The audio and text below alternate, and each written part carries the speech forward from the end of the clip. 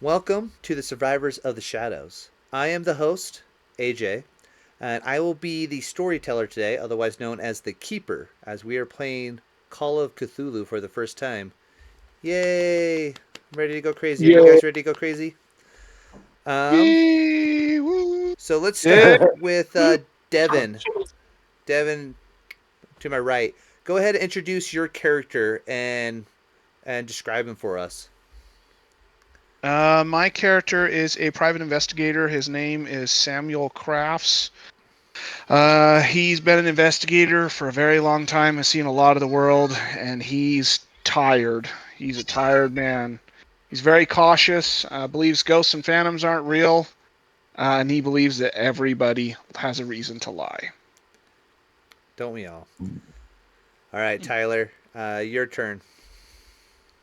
I'm Tyler. I'm going to be playing the author and researcher named Sandy Branderson, famous author in the 1920s Boston. So he is a very trusting person, a bit of a risk taker, despite his humble profession.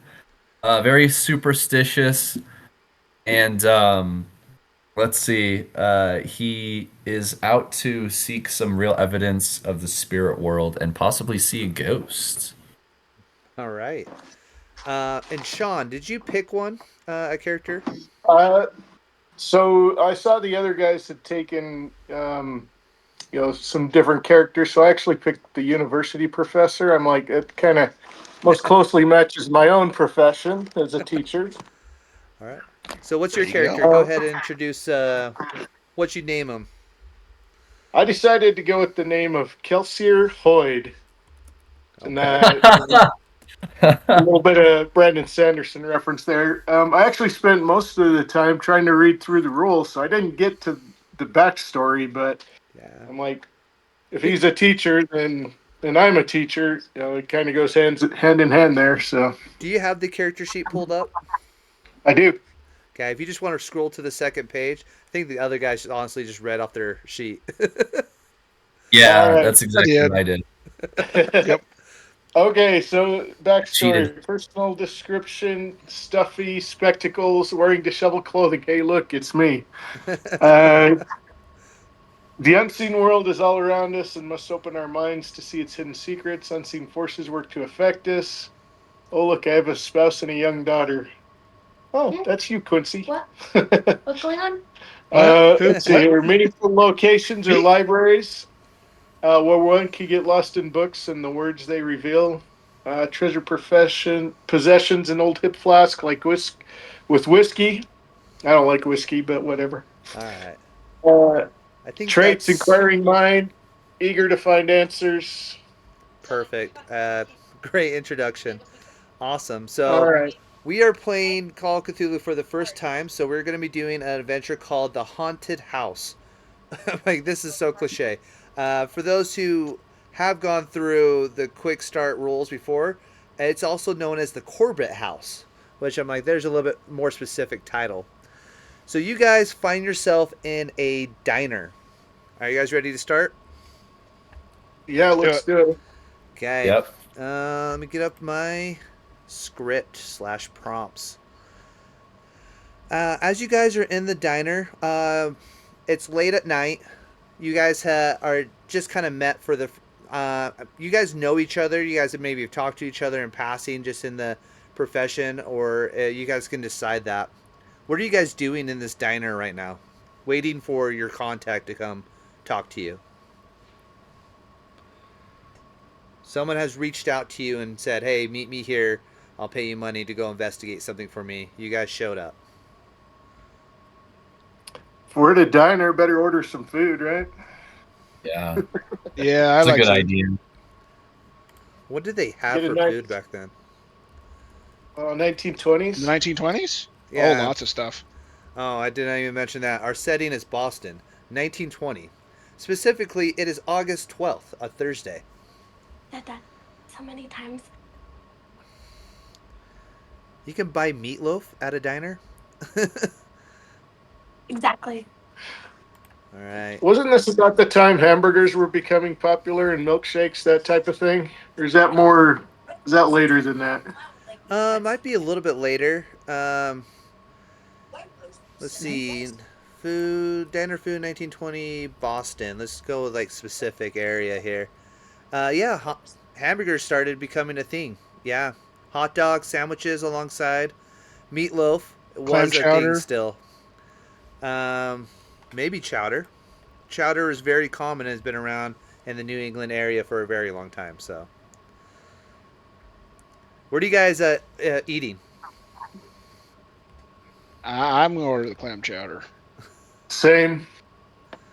I'm kind of a Sandy is a little bit of a bigger guy, so he's gonna get the supersized meal. I don't think they supersized things back then.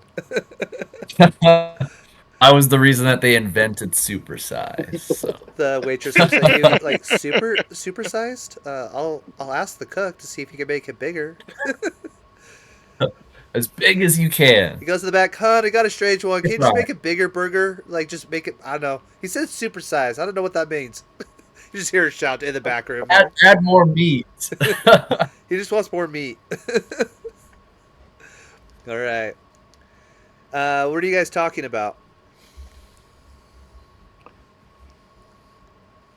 Have we discussed the occult yet? You said we know each other, or we're waiting for somebody to come and talk to us, right? Yes, you guys are waiting for someone. You should be there in a few minutes. He's running.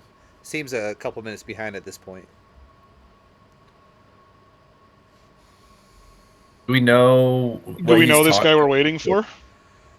He goes by the name of Mr. Knott. Mr. Knott. Yeah. And he's invited us all to the diner to chat? Yeah. So at Do you know what about? Just in general. So, you guys don't know exactly. He just asked you to look into some items. I'll just move it along, just so you guys can ask him those questions. A well-dressed man walks into the diner. He looks over and he sees you three, and he makes eye contact with you. You know that like moment where you make eye contact with someone that you've never met before, but you're like, "That's the person I'm here to see." And then he walks up to you guys and he looks at you like, "Mr. Kraft, Branderson, Hoid, I presume. I am Mr. That's correct, sir. I am Mr. Knott. Thank you for meeting me here." No How problem. do we know you're Mr. Knott? What? How do we know you're Mr. Knott?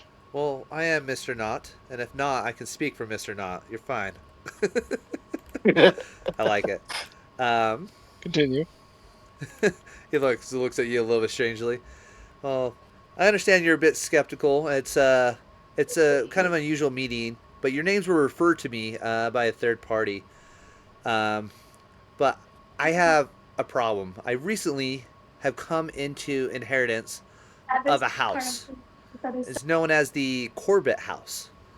It's an old house. It's in central Boston, and the thing is that I like to rent it or sell it. But I've actually had this house for about a year now, and I have yet to have anybody interested in renting, buying, nothing. I was thinking about going in and doing an overhaul, but I don't know. Quite honestly, it's kind of a weird question to ask you guys to look into. But people Quit say beating around the bush, Knott. Get to the point. people say it's haunted. People say it's haunted. There it is. Ooh. All right.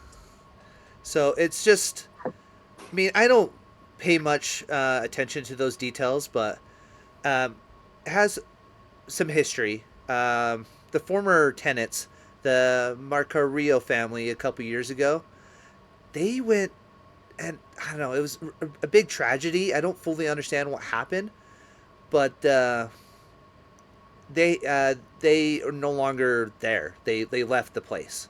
I don't know their exact whereabouts right now, but something happened to them there, and supposedly this house has a bad reputation.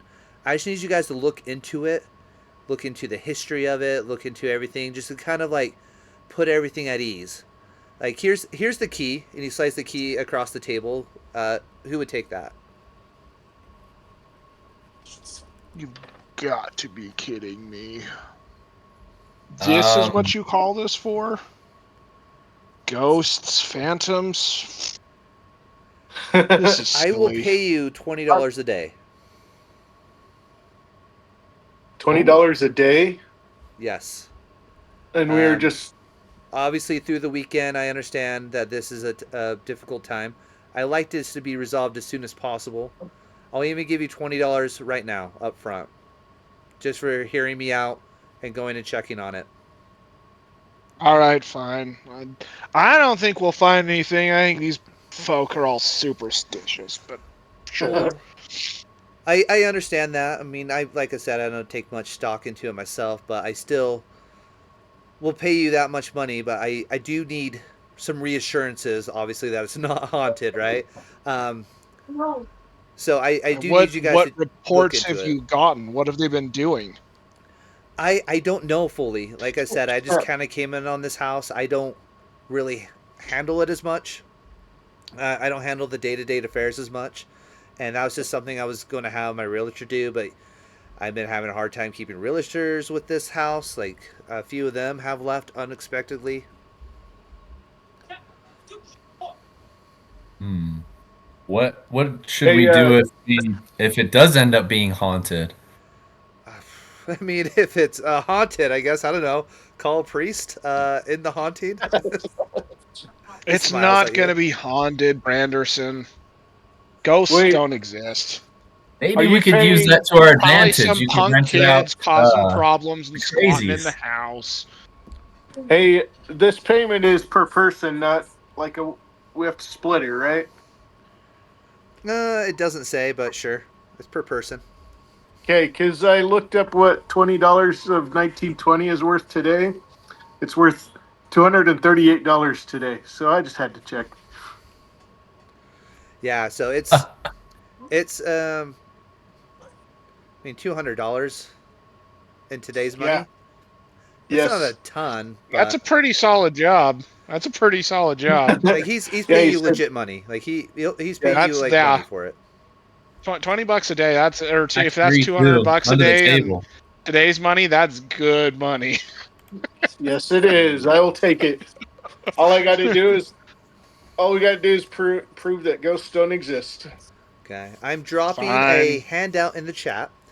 This goes over all the details. I'll read it just to make sure I catch everything. The landlord, Mr. Knott, asked you to examine the old house in central Boston, known as the Corbitt House. The former tenants, the Marcarillo family, were involved in a tragedy. The owner wishes to understand the mysteries happening at the house and set the matter straight. Mr. Knott has been unable to rent the house since the tragedy and hopes that you can clear things up and restore its good name. He offers to pay you for time and trouble at a rate of $20 per day. The landlord gives you the keys.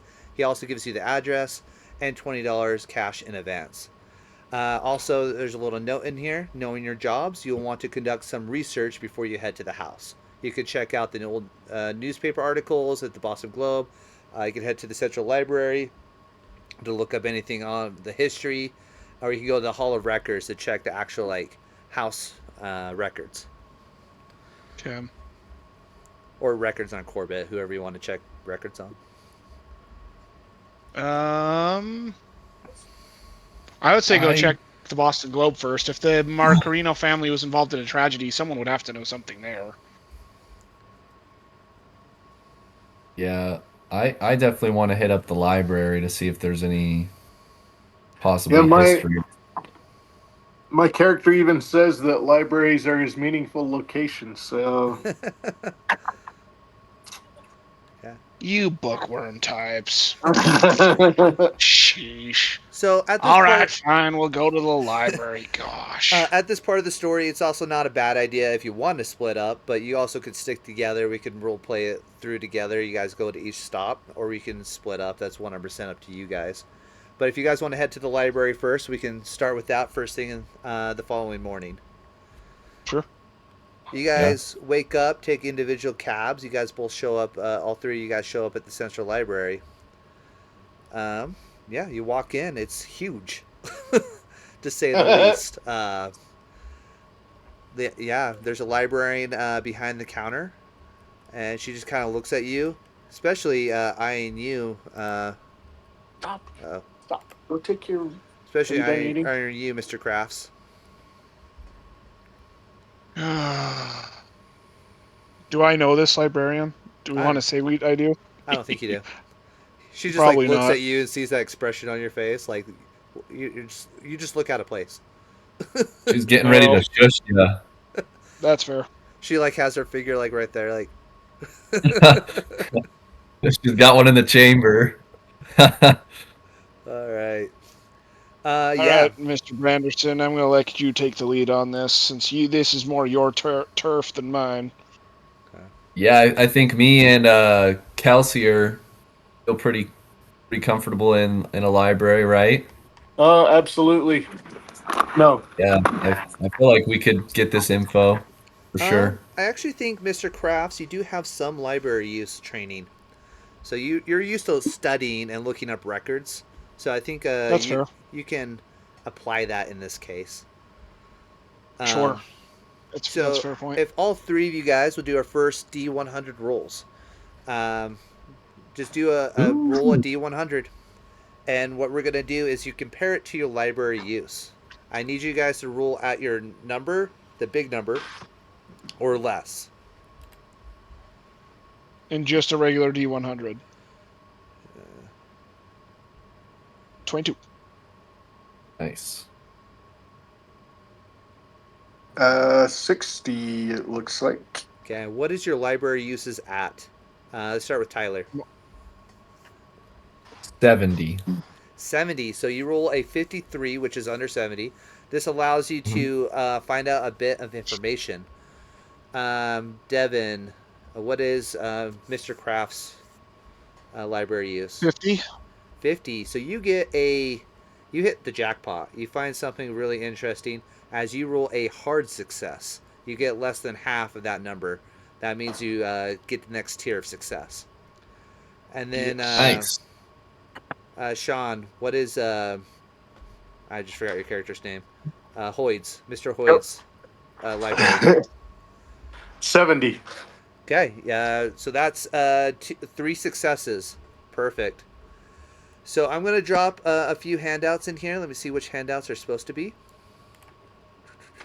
3, 4, 5, and 6. No. All right.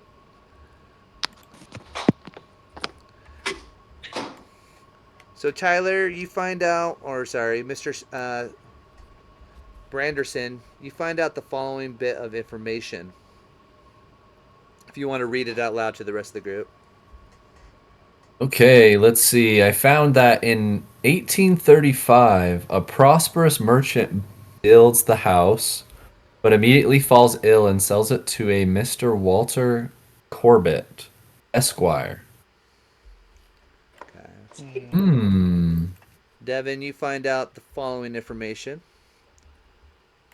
In 1852, Walter Corbitt is sued by neighbors who petition to force him to leave the area in consequence of his serious habits and unauspicious demeanor.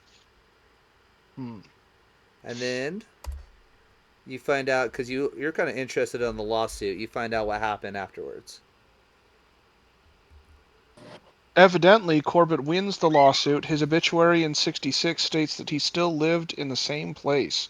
It also states that a second lawsuit was being waged to prevent Corbitt from being buried in his basement as provided by his will. Oh my! Who wants to be buried in their basement? Mr. Corbitt. I want to be Mr. buried in my cold storage. These people, I swear. And then, Mr. Hoid, you find out what happened on that second lawsuit, or more specifically, you're pretty sure you don't find out what happens on that. No outcome to the second lawsuit is recorded. Oh.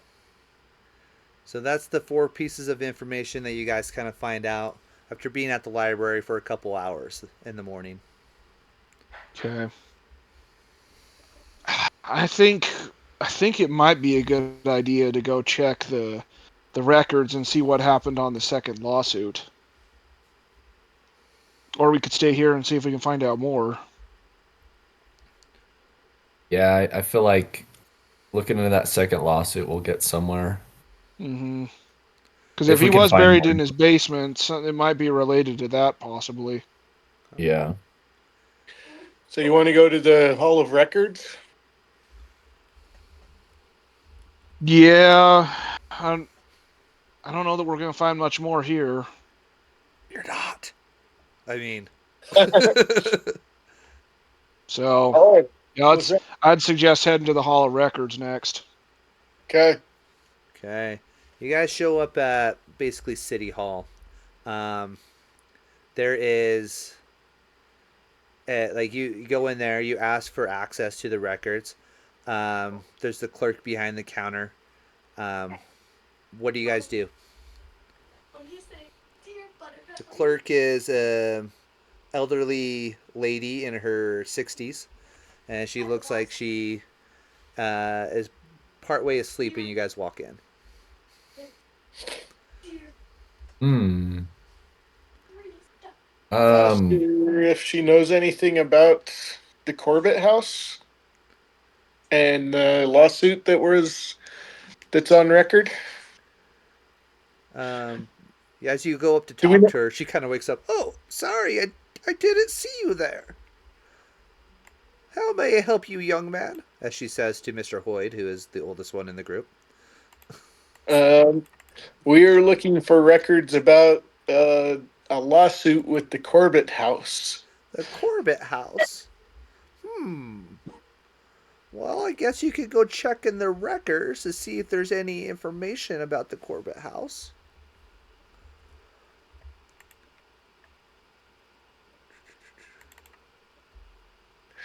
Okay. Where can you give us, like an area to look in?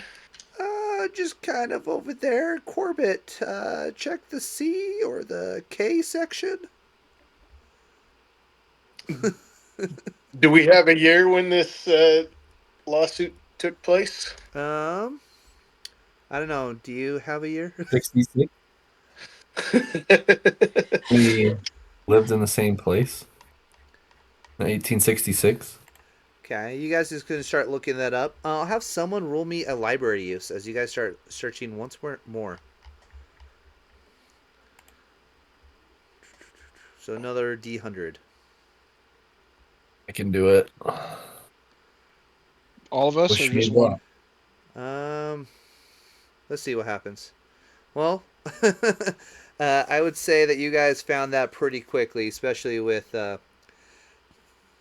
actually Mr.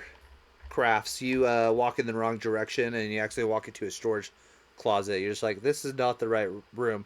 But luckily, Mr. This is Hoid not the records room. Mr. Hoid finds it like extremely quickly. He finds a small record. It doesn't seem like there's much on the Corbitt House here, but you do see something odd that you didn't expect to find. Here you go, Mr. Hoid. Civil court records show that the executor of Walter Corbett's will was Reverend Michael Thomas, pastor of the Chapel of Contemplation and Church of Our Lord, uh, granter of secrets. The Register of Churches, also available in the Hall of Records, notes the closure of the Chapel of Contemplation in 1912. And we're now in 1920, correct? Yeah, so it's been 8 years since that church closed. Okay.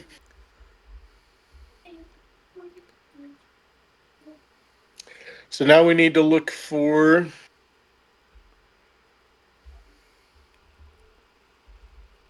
Register of the churches. Register of Churches. Okay. You guys went through So you guys found that. I think this is also like, I think you also find this on top of it. You guys go over and see that the church closed in 1912. That's what you find there. You do find that it is like a That's block away from the Corbitt House. It's on the same street. okay. Mm, I feel like we should probably look and see if we can find any info on this Reverend Michael Thomas. If he's might be a still good idea around. if he's still kicking. 'Cause he might have done he had something to do with like his funeral possibly of the So he's Corbett Yeah, the guy. executor of the will. So you he was kind of executed like, up the will, so he like held the will and read it at the end. Let's see if we can find him. All right. I'm gonna have someone rule me whoever's trained in a law. That would be. I've got law. I've got a 40 on that one. Law. I have I have nothing. no I have no law. So if you have no Sounds law, like your you wheelhouse. actually, just to let you guys know, you do have 5% automatically in law. That's what those parentheses mean, is that you automatically get that as a minimum. Okay. Yep. So go Please be for a it, good one. Mister Crafts. Nope. So does that mean I have to roll under a 5 to get it? Yep. You guys can try. How about that? Let's go for it. Let's go for it. Not quite. Ooh, 44. Okay. 80. Nope. Oh, 70. So That's you fine. guys aren't thinking about too much on that category, and you're unable to find anything related to the Reverend in the Hall of Records. You guys can't find anything. Anything else you guys want to do while you're there? Okay. Mm-mm. I We kind kind of of want to found go talk everything there was about the church, right? to the lady again. See if she maybe knows this reverend guy. Hmm. In the I Hall of Records, can we find the deed to the house? no, you found. I think you found all the information I have on that. Okay. Let me double check my handouts. You could always check. I don't know if it's worth it, but it kind of goes far back, but it says in 1852, he was sued by his neighbors because of his, I don't know what this means, serious habits and unauspicious demeanor. I kind Those of want to know what that means. I'm reading that because it has those weird brackets. Serious sick habits. I don't know what the sick Yeah, part means. I'm like, is that part of it? Like, yeah, I don't know. um, But I'm kind of interested to see if they have record of that so lawsuit here. talking with the clerk, like she starts talking to you because you guys were pretty nice to her at the beginning. She recommends maybe checking out the police records, going down to the central police station, and seeing if there's any more information over there. Oh, I know guys Okay. down at the police station. Sure, we could give that a shot. Yeah, let's go for it. Thank you, Dame. Appreciate it. No problem, honey. She gives you a little wink. Is your character good looking? You have an appearance score. Let me see. Where's my It's sheet? it's There your you app at the top. are. Appearance. I'm a 50. You're average. Better Average. I'm looking than average me. looking. 50 is about average for most people. All right. Yep. So you can always head over to the Central Police Station, look into more history on, especially you're considering some serious sick habits, and then you're also looking at this reverend and the will that's like allowing people to get buried in their basement. Some questionable stuff. It kind of makes you start thinking like maybe there's possible criminal activity that was also going on here as well. Okay, where do you guys want to go to next? Hall of Records is tapped out. You can go to the police station or you can go to the Globe Boston Globe if you want to hit up the newspaper. Sounds like Mr. Kraft wants to go to the police station. I'd suggest the police station. I know the guys there. They're pretty good. Let's go. Okay. You guys travel over to the police station. It's probably like probably just after lunchtime. You guys probably stop at the diner again and get something else to eat, and then you guys Yeah. move on your way to the police station. Let me scroll back up to that one. Okay. So you want to do like I know a person thing where like you know someone. Yeah. Go ahead and roll me a law skill again. Let's see if you do know someone. Let's see. Roll D100. Ooh. Oh, come on.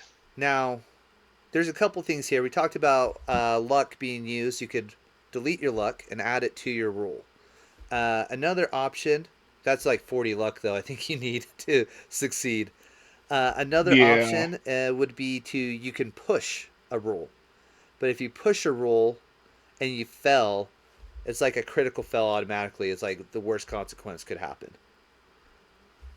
So you could do that, or you guys could try another route. The people that you know just aren't in the office today. You don't recognize anyone at this time. Man, where is everybody?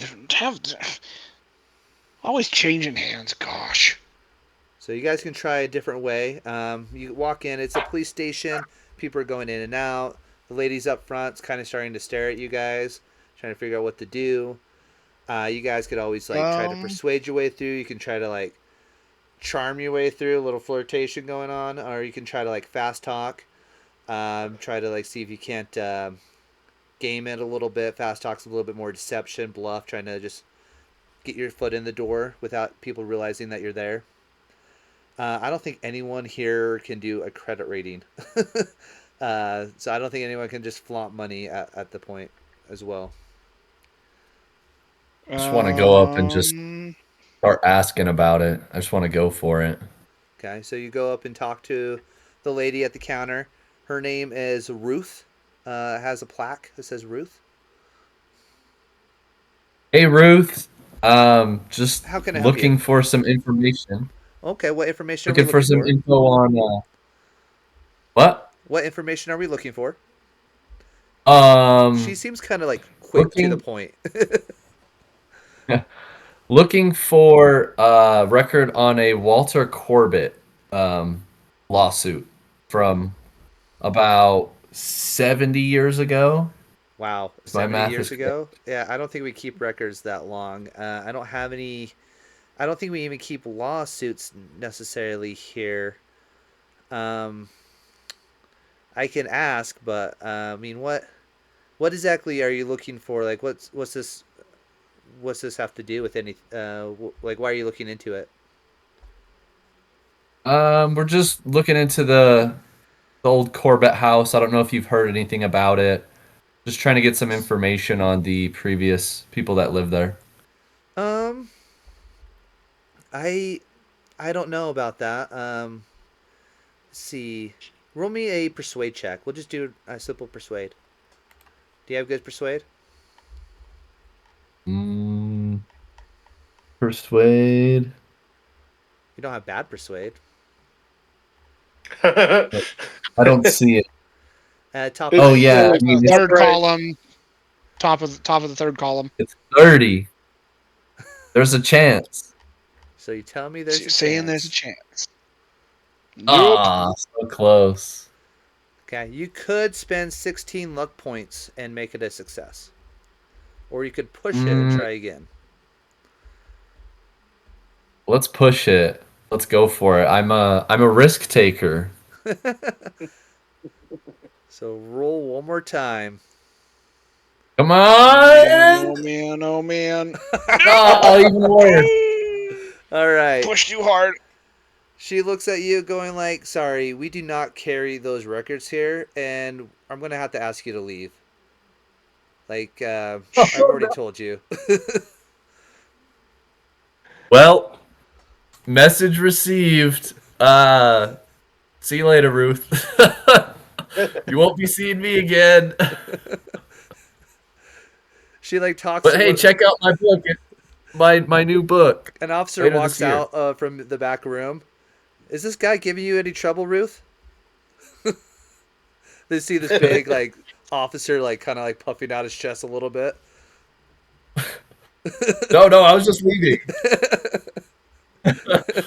Please. All right, I'll let you walk out. But however, I'm not kicking the other two guys out. I'm gonna go up to Ruth next. Okay.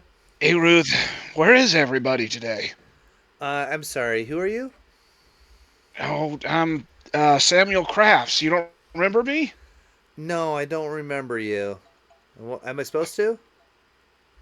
I've been in and out of here a lot. I just figured you'd remember. That's all right. Don't worry about it. I was curious. Do you know what happened to Michael Thomas, the Mi- Reverend of the chapel down the road? Michael Thomas. I don't know. Yeah, I don't know that name specifically. Um, it's that Chapel of Contemplation. okay. It closed back like 8 years ago. Why are you interested in this? Well, what's that He, have to do with you? Like, what's your business with it? my friend who mentioned Walter Corbitt, that Michael Thomas was the executor of that guy's will. You were with the other guy that So was just, just in here, just barely. I mean, no, I'm not.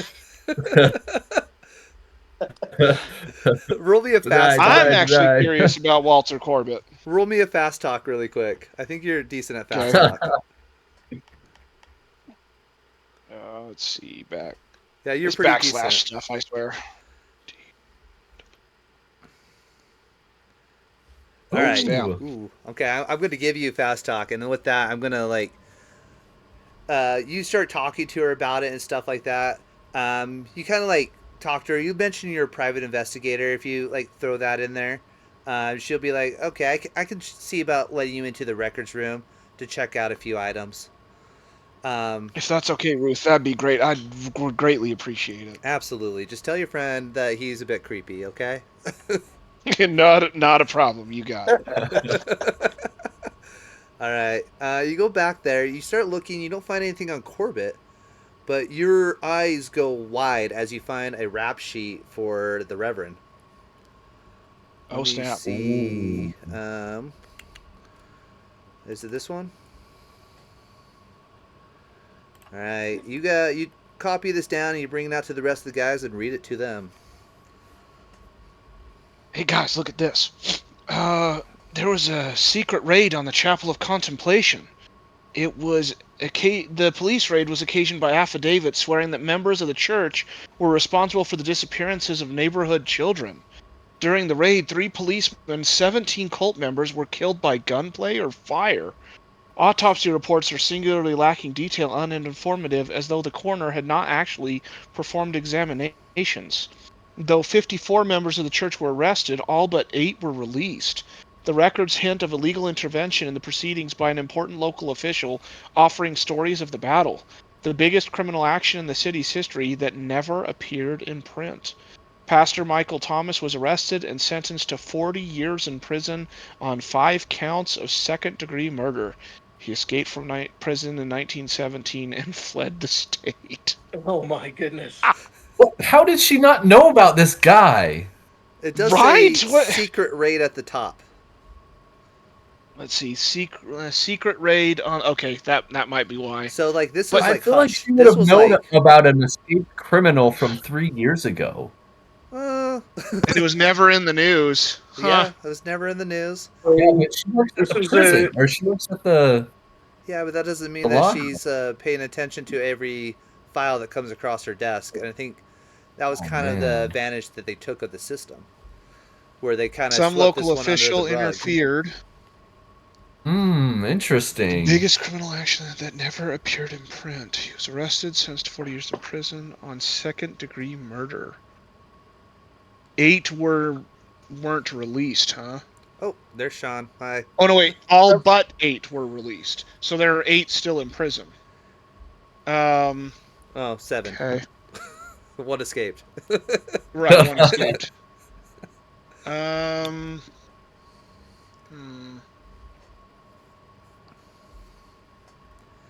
I feel like we need to go check I this wonder chapel if out. Walter was part of this group. If he had Thomas as the executor of his will. We check something like that. Do we? You said I've already left the police station. Yeah, this is all the information you found. You pushed your guys' luck a little far. One person Yeah. just kind of like can't show his face at the police station for a minute. Well, what I was just thinking to myself is seeing if I could find the arrest records, seeing who were arrested. But This is the most information that you can find on it. Like, it was pretty hushed, and you kind of had to piece it together a little bit from some records that probably should have made it to the shred bin already. Well, if they had Noted. shred bins back then, I don't know. They probably burned things. Gunfire, fire. Okay. Okay. I heard If a there are still suggestion 7 to. guys locked up, do we want to go to the prison, see if any of those guys are still there? That would require a ton of paperwork. It wouldn't be an easy process at this point. That's true. You do have, I think, Mr. Branderson, trying to say your name correctly, suggested that possibly he wants to check out the church. You also still have the Boston Globe, just to kind of remind you Yeah. guys of where you guys, some leads that you guys have. And you can always still I go mean, to the Corbitt House and just look at it. I'd say let's go to the Globe, see if anyone knows like anything about this being suppressed. Yeah. Like possibly a journalist that was not Yeah. able to print his story. Yeah. Okay. You guys head over to the Boston Globe. I imagine a tall building with a giant planet on top. Very similar to the Daily Prophet and Superman. Daily Prophet, Daily Bugle, Daily everything. I don't Daily know Daily. what the Boston Globe looks like, honestly. I'm sure there's probably pictures of it. That's actually kind of an interesting thing. Boston Globe, 1920. Okay, it's just a office building. It looks like it's actually attached to other buildings next to it. It's 5 stories tall. It's a pretty tall building. You guys head over there. Newspapers. Let's see here. Go back up. Lots of eyes in these things.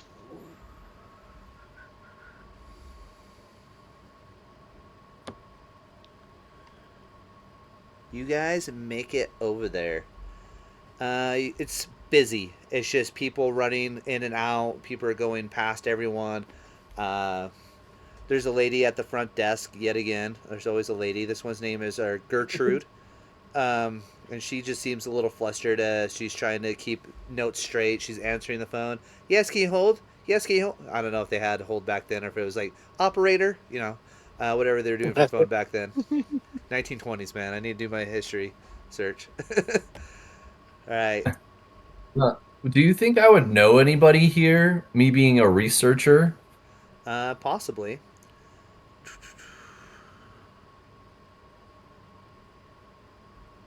I probably know a couple people too.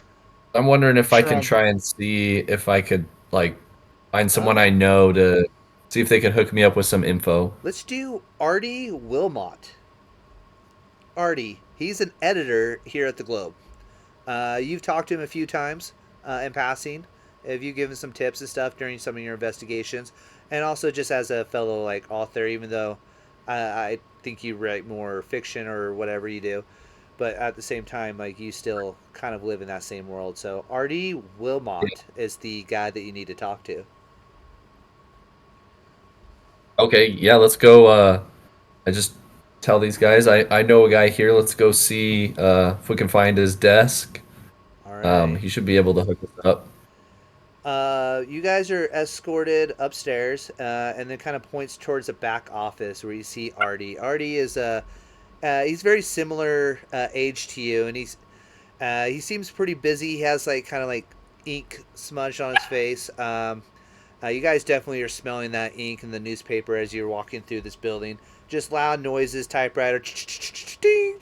Like every like 2 seconds you hear a ding. You're just like, man, I'm glad I'm not one of Pavlov's dogs, right? And you're going through this area. You end up at the end, and you're over there. You knock on the door. He already turns around. He's like, yeah. Oh, what do you need? Oh, hey, long time no see. How you been? Yeah, what's up, man? Yeah, Good to see you. Yeah, it's good to see you too, Sandy. What brings you in here today? It looks like you're working hard, but I'll try to keep it brief. Just wondering if you know anything about uh, Chapel of Contemplation by Chapel chance. Does that ring a bell? Contemplation. I got nothing on that one. I mean, Chapel of Contemplation. Or No, Pastor Michael Thomas? nothing. I mean, you can always check down in the morgue. Oh, I'm sorry, that's what we call the where we put all the articles that don't make the newspaper. We put it down in the morgue. Um, I How don't far know. does that go back? It goes back pretty far. Um, I'm really busy right now though. Could we do this on another day? Perhaps I can let you down there.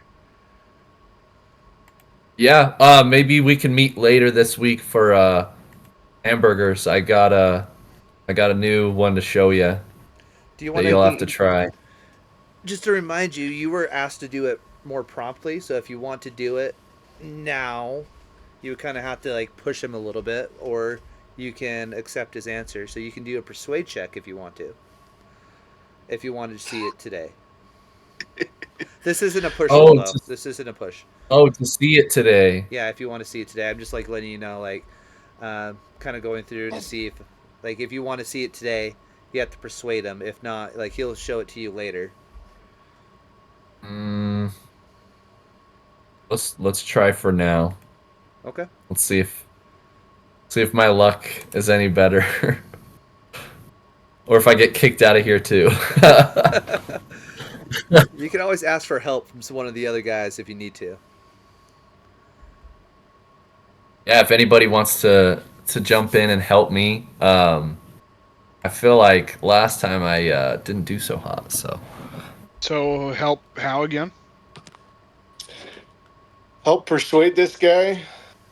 Is there a, My so do I roll 100 then? Yes, but if you want someone to help you, I just need some like some whatever you were gonna say. I need some lines from you.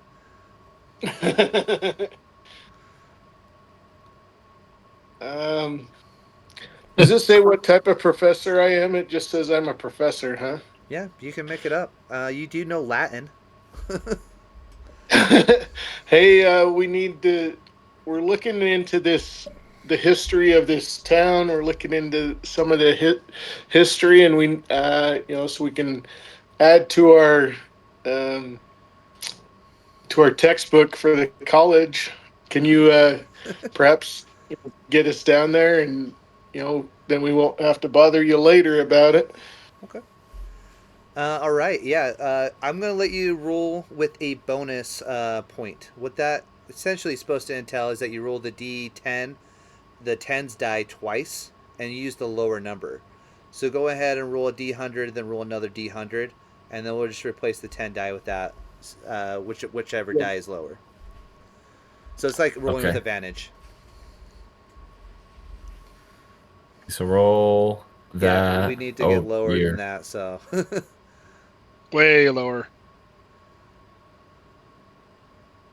Oh, smokes. Oh my.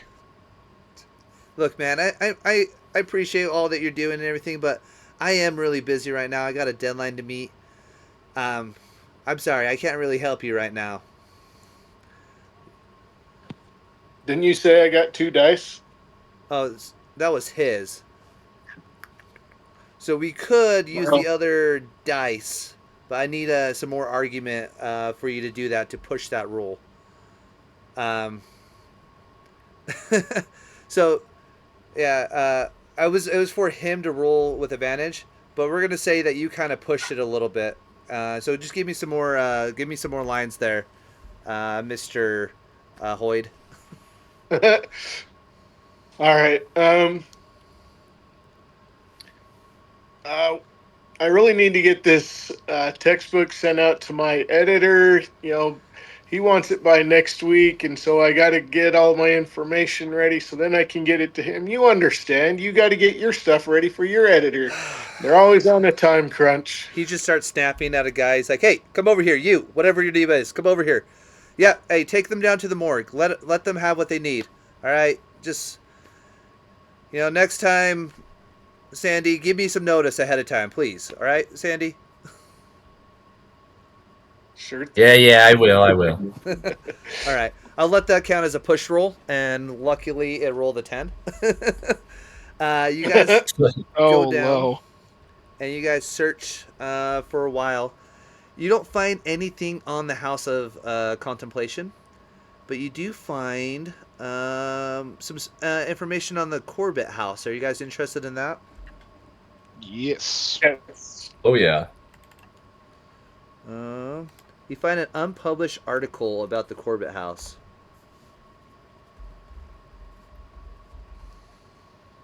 Whoever wants to read it out loud. Let's see. Unpublished story, Boston Globe, 1918. 1918 feature story, which was never published. It states that in 1880, a family of French immigrants moved into the house but fled after a series of violent accidents left the parents dead and 3 children crippled. The house long stood vacant. In 1909, another family moved in and immediately fell prey to illnesses. In 1914, the oldest brother went mad and killed himself with a kitchen knife, and the heartbroken family moved out. And in 1918, a third family, the Macarios, rented the house, but they left almost immediately after they all became ill at the same time. Whoa. So that explains some of the hauntings that people believe this house is cursed. It's got a past for sure. 1880 is when this starts, but what's his name? Corbitt died in 66. So,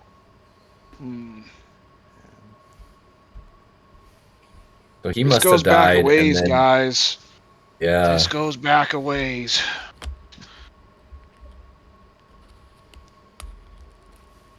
Sounds like that weird stuff started happening.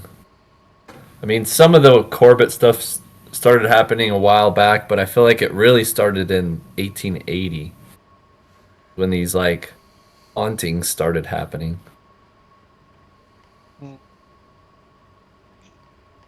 Well, cool. This is good info. I feel like that was a good chunk right there.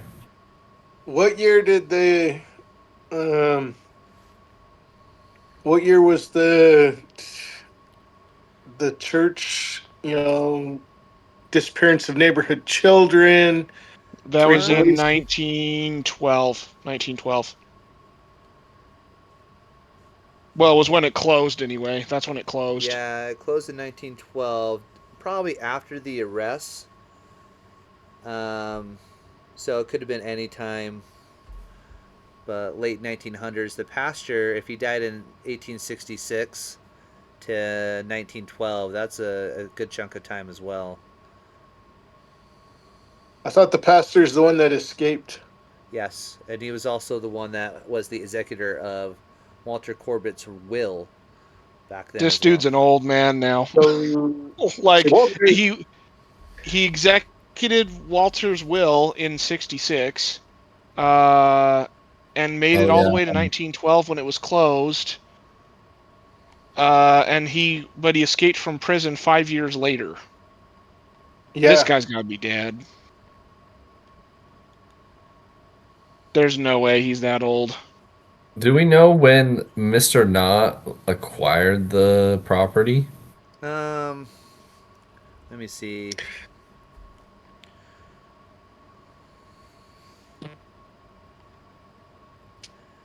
It's on that first note. see. Yeah, and it doesn't really say. Just the former tenants. The Marcarios family was involved in a tragedy. Um, Okay. Says here that he So, recently inherited the property and would like to make some profit on it, but it has a reputation. He may not even own the property when the Macarios were there. So Did let's go he? with He that. didn't He happen to didn't mention know. who he inherited it from, did he? No, he probably just bought it from the Oh, from something, or like maybe the Macarios owned it and he got it off of them, like inherited, as in like he's just a rich dude and buys everything. inherited Yeah. in air quotes. Like if you look at the credit rating, that's how much like money your guy makes, like on a score. His would be like 99. He would be like one of Dang. the rich guys, one of the richest guys in the world, Yeah. wow. Okay. or at least up in the high 90s. Like he doesn't care about money, you know.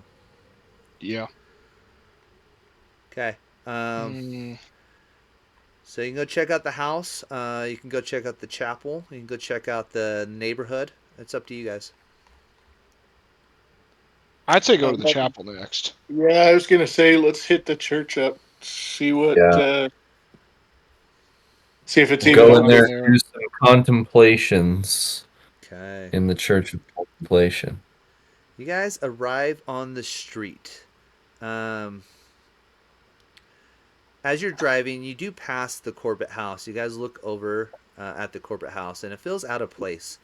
It's the only house basically left on the street, as businesses have come in and bought up the property and have built like 2 3 story buildings, like offices and such, are coming in and moving into this neighborhood. It's one of the only like houses there. You see some shop vendors. You see some like street corner vendors. Like I don't know if they had hot dog carts back then, but they have a hot dog cart guy that's like, "Get your hot dogs here. Get your hot dogs." Um, Yes. it's getting close to dinner time too. You come up on the address of the Chapel of Contemplation, or what is left of this old church, is what you see. It stands at the end of the crooked, dingy street. The ruins are so weathered and overgrown with greenery that the gray stone rubble seems more like natural stone than former walls and foundation. You pass My a word. slumping wall bearing a white painted symbol, apparently Can I get freshly a? swabbed.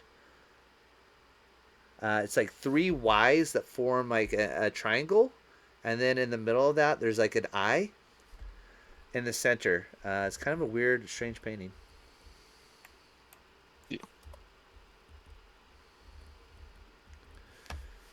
Okay. Where did you say the painting was?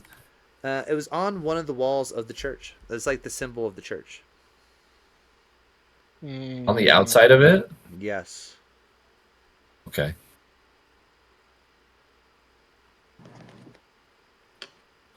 Okay. Weird.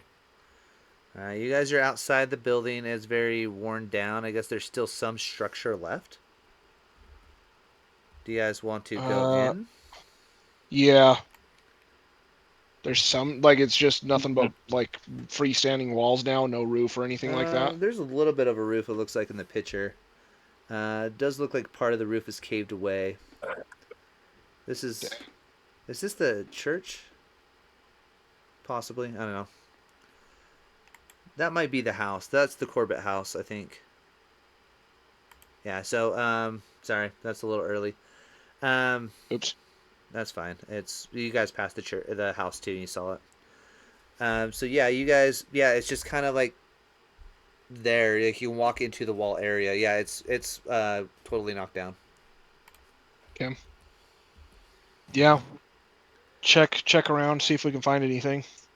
Yeah. Okay. Let's do it. I'm gonna have the 3 of you roll a luck check. So this time you're gonna compare it to your luck score at the top right.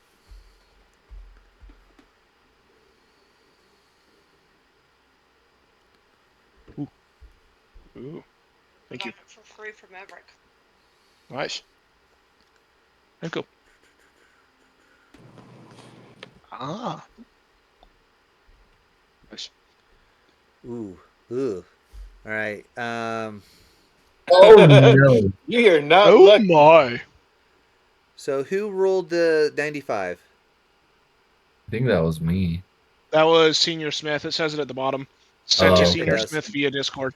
All right. That's definitely a fell. Tyler, what is Mr. Branderson's luck score? This is 55. Okay. 55. As you guys are walking around, you guys kind of walk in, and there's a soft spot that you don't realize in the floor, and there's a basement underneath, and the floor gives way. I need you two to both make me a luck check. Not a luck check, a Oh jump. dear. Sorry, a jump check. Your luck just ran out. I need you guys to roll a jump.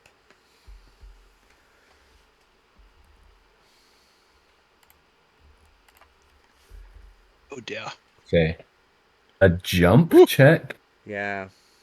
Oh no. Uh-huh. I only missed it by 3. Can I use some luck? You can if you want to remove 3 luck from your score. And I'll just do that just record because that I your missed score it. is But a little bit lower. All right.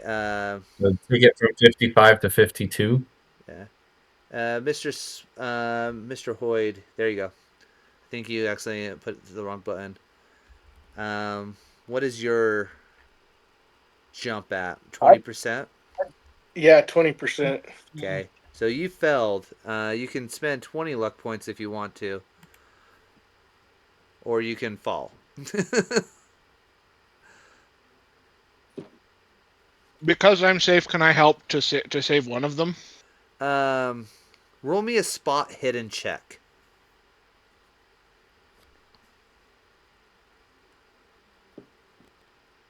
So you roll D100. Yeah, so spot Oh, hidden is nuts. on the right, about halfway down. I'm at 50. Oh. Unfortunately, you don't see this. You're looking the wrong direction, so you're not able to react in time. So that's up to you, Mr. Hoyd. Do you want to take the damage, or do you want to spend 20 luck points? Um, I did get a 20 on my luck roll. That's why I was like, huh. Yeah. um, I guess I'll spend my 20 luck. All right.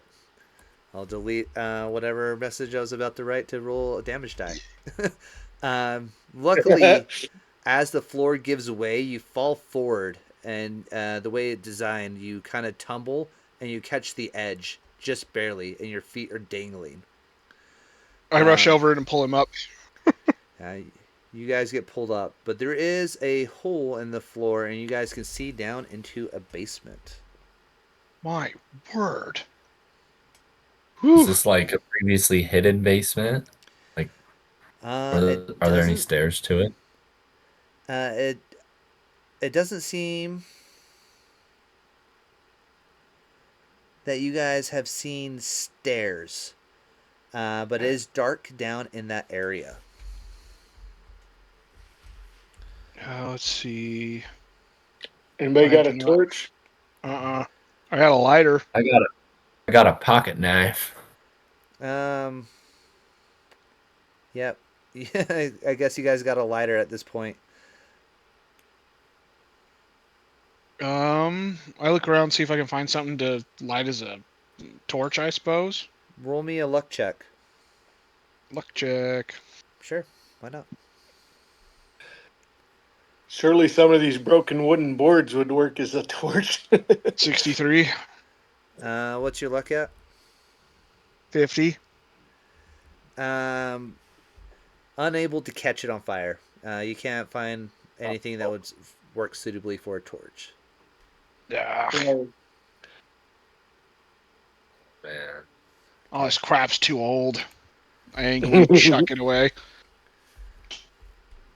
All right, you guys could probably lower yourself down into there safely, and then you can use the lighter to kind of look around a little bit. I'll give you a little bit of light. Give it a shot, sure. Okay. Who's going into the basement? No, I'll go first. Okay. Just roll me a spot hidden for whoever goes down there.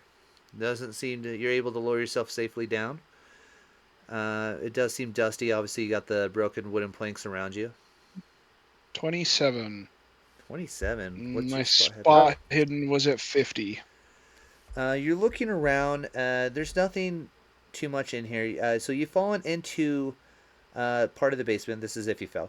That was sealed off from the rest. You do see a staircase, but as you go near it, it does seem that it's buried under a bunch of rubble, so it's almost impossible to move, and it would have been almost invisible from above. Within this room, next to the cabinet, are two skeletons dressed in tattered silk robes. Perhaps they hid from the police and then perished during the fire. Oh You dear. start looking around. I already had you roll your spot hidden. You think to check the cabinet. You open it up, and there is a journal and another book. Both are leather bound. So there's two books, and one appears to be more journal entry. The other one appears to be written in a language that you're unfamiliar with. The I musty guess I old take them both. journal. Yeah. I've got Latin.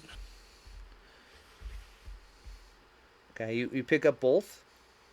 Yeah, I take both. Okay. I'm guessing everyone else pulls you back out. Yeah. Okay. Hey, Hoid, do you recognize this language here? I can recognize Latin and English. It is Latin. Oh, excellent. Nice. So one is written in English and one's written in Latin. What do you guys? Open the books and read them? Well, not out loud. The musty old journal. The musty old journal does fall to pieces as you turn the pages, but the name Walter Corbitt catches your eye. An entry records that Walter Corbitt was buried in the basement of his house, in accordance with his wishes, and with the wishes of that one who waits in the dark.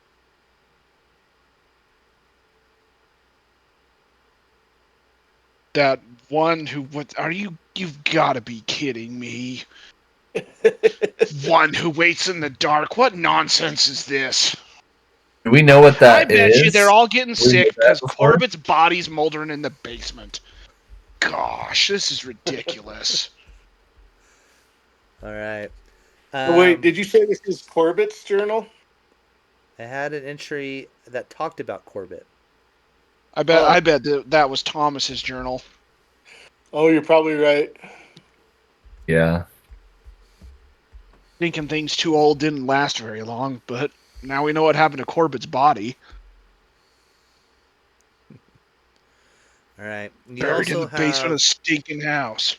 an enormous book, actually. It was actually a big book alongside the journal, written in Latin. So as you start looking at it, there's rotten and worn eaten. There's whole sections that can't be understood. Roll me an occult check. Do you have any occult training? A cult. Nope. I got a 50. Okay. It's I all think, you, Mr. Hoid. I don't play with none of this crap. I think Mr. Branderson also can roll me an occult check as well. You have some training in it. Yeah, I have 60 in a cult. You got an Holy extreme success. smokes! We got an Wow. extreme success, guys. Woo! So your backstory a little bit. You do believe, Mr. Hoid, you do believe in the unseen world. And then after hearing that name, the one who waits in the dark, you kind of like start to read it and then you kind of stop. And as you're reading through it, you're just kind of like, this doesn't seem right. It's talking very occult stuff in this book, very dark magic. potentially, if you study it, this could be useful information. But what type of road will it lead you down? Ooh. Mm. So, in the game of Call of Cthulhu, if you notice, you have a Cthulhu Mythos skill. It starts at 0%. The main way to build this mythos is you find books written in strange languages and you read them. It increases your mythos score, so you gain some training in mythos. However, on the reverse side of that, you have to roll a sanity check or take sanity damage. So your sanity starts to become less so. So that's what this book is kind of hinting at. You feel like if you do read the book, you could end up going a little bit.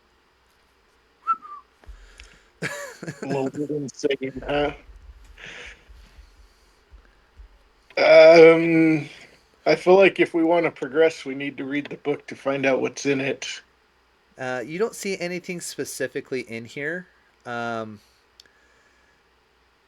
because it's so much missing that it's not going to give you information today, and it's going to take you a while to read through it. Okay. So So nothing obvious, then. yeah, so this is just kind of an introduction into the concept of Cthulhu mythos for like later adventures. But for today, for a one shot, it's not going to have any applicable meaning to us today. Okay. So this is kind of an introductory adventure still, but I kind of like it so far. Very interesting.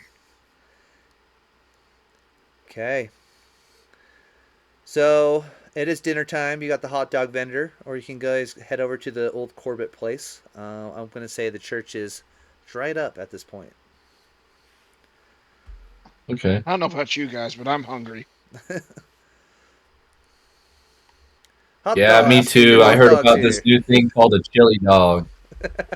They After put nearly Boston. falling in the church, They do Boston gotta baked get beans some of over that there, energy actually. down. So A where- bean dog. that's where the Boston baked beans came from. It was on the side of the the dock. All right. You guys go over to that guy. Hot dogs. Get your hot dogs here. All right. What do you guys want to talk him up, or do you guys want to just buy a hot dog and move on? We can say, hey, how? He said he's like a food truck vendor. Well, it's 1920, so I don't know if they had even Yeah, hot dog stands. He's a the vendor. He's equivalent is what I'm yeah. saying. He's peddling something. I'm saying hot dogs in this case. Um, How long? Let's talk him up a little bit. all right. How can I How help you long have guys? How long have you been selling your hot dogs here? What? Sorry, my mind just went to the gutter with that statement. What type of neighborhood is this? Oh man, that's not how you start a conversation in downtown. All right, no. So he starts talking to you. He's like, I've been here for like my whole life. Like he's like an older gentleman too. He's like in his late 40s. I've been serving hot dogs and food and other things here for the better part of my career. About 20 years now. I've been working this street. Hey. Okay. What can you tell us about the Corbitt House right there? Ooh, ugh. Roll me a persuade check, won't you? Who's asking?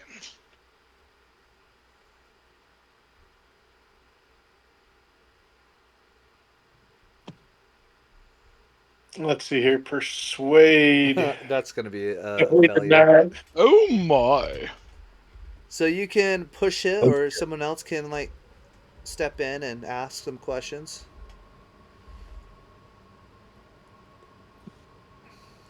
I can try. Can I try fast talking him a little bit? Yeah, Yeah, absolutely. Hey, boss, I'm just kind of curious about this house over here. Do you know the story behind this place? I gotta buy a hot dog. Certainly. All right, then I'll I'll let you take roll one. for a fast talk. Spend 15 cents on a hot dog, and then yeah. Oh, come Oh. on. Gotta be kidding me. I'm Alright. gonna spend 13 luck points on this crap. Oh, okay. All right. You have Good. that high of a persuade. 73 to drops it to 60. For fast talk, I do. Oh, fast talk. Yeah, absolutely. The Corbitt House. Yeah, I can tell Yeah. you a little bit about the Corbitt House. Now you bought a dog. How about some baked beans too? You want some baked beans? I got plenty of those. Yes. Yes, The please. boss I'll is take famous some of for. those. Ooh. Yeah. He's a good Absolutely. dog, my friend. Good dog. So yeah, I mean, a couple years ago, there was what was it, the Marcarillo family? They just moved in there, but then a year after, Yeah. the father had a serious accident, and shortly after there went like mad, like violently mad. Like they had to like, he was like babbling about the house being haunted and some guy with burning eyes. I can't remember exactly. He was crazy to talk to him. I think they locked him up in that nut house up there, up in the what is it, the Roxbury sanitarium.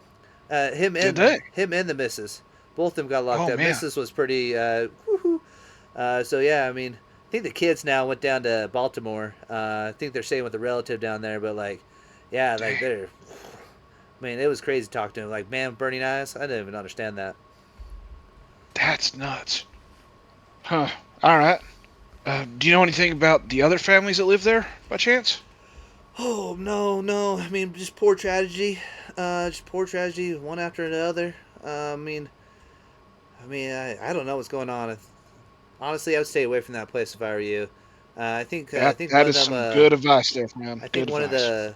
one of the previous families, one of the owners, one of the children killed himself or something in the house. Also Dang. went mad and stuff. Like Yeah. he won't give you any more information than what you've already like gathered up to this point from the news article. But you Well, now know what I happened. appreciate the information, friend. Appreciate the hot dog. It was very good. You now know what happened to the Marcarillo family. Yeah. Am I even saying that right? Marcario. Yeah, Marcario. I think it's Macario. Marcario. Macario Yeah. family. I'm terrible. The Macario family. But Well, yeah, fellas, what do you think? Should we go to the sanatorium? Chew the gum with Mr. Marcario and the missus. Oh, is that like the crazy house? That was the family that lived here before. Yeah. so Yeah, I mean, I think it's worth checking out, seeing if we can get any insight onto the most recent tenants of this house.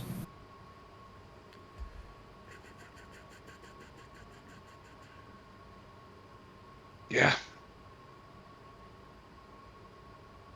Let's do it. okay. Yeah, let's go. Roxbury Sanitarium. You guys are able to go in there.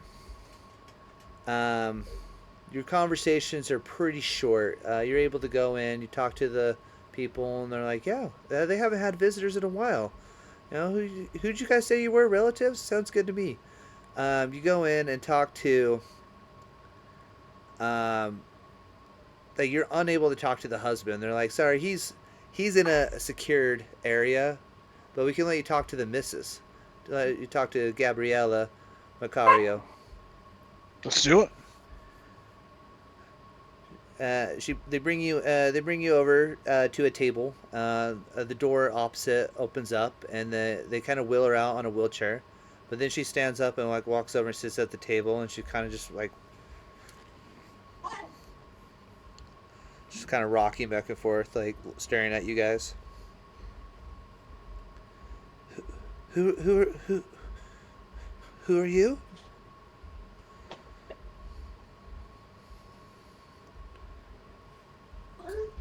Who wants to take the lead on this one? I was just thinking one of you guys, maybe. You guys can I plan look that pretty out. scary, so You We're look just like nice trying. gentlemen. We're doing an auto biography on a few people.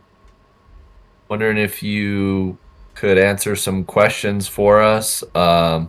Maybe tell us a little bit about your your life. I'm just taking down some notes, trying to find someone to write a autobiography on.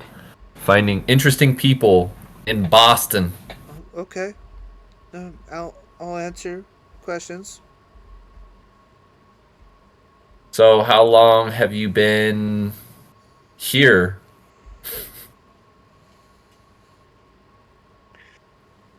Tell us I about your life. She looks around and no one's there to help her. I don't know. Do you remember where you lived before you lived here?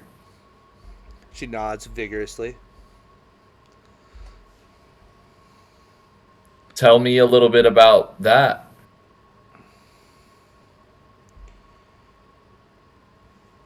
She Where like you lived previously. looks around kind of suspiciously. She leans in. There's evil that lives in the house.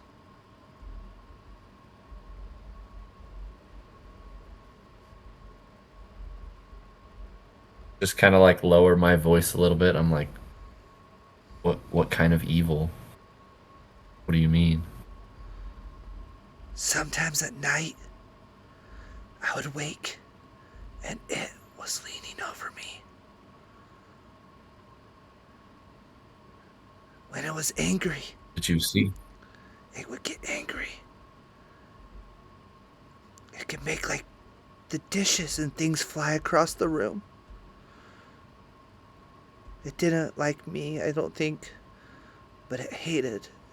It hated Vittorio. Vittorio's her husband. Hated Vittorio. Really, really hated Vittorio. Those burning eyes. By his own weapon is the devil worsted! Ah! And she starts freaking out on you all of a sudden. She just freaks out. The orderlies come in and have to like restrain her. Like, sorry about this. This only happens like once a week. And they like carry her out. Only once a week.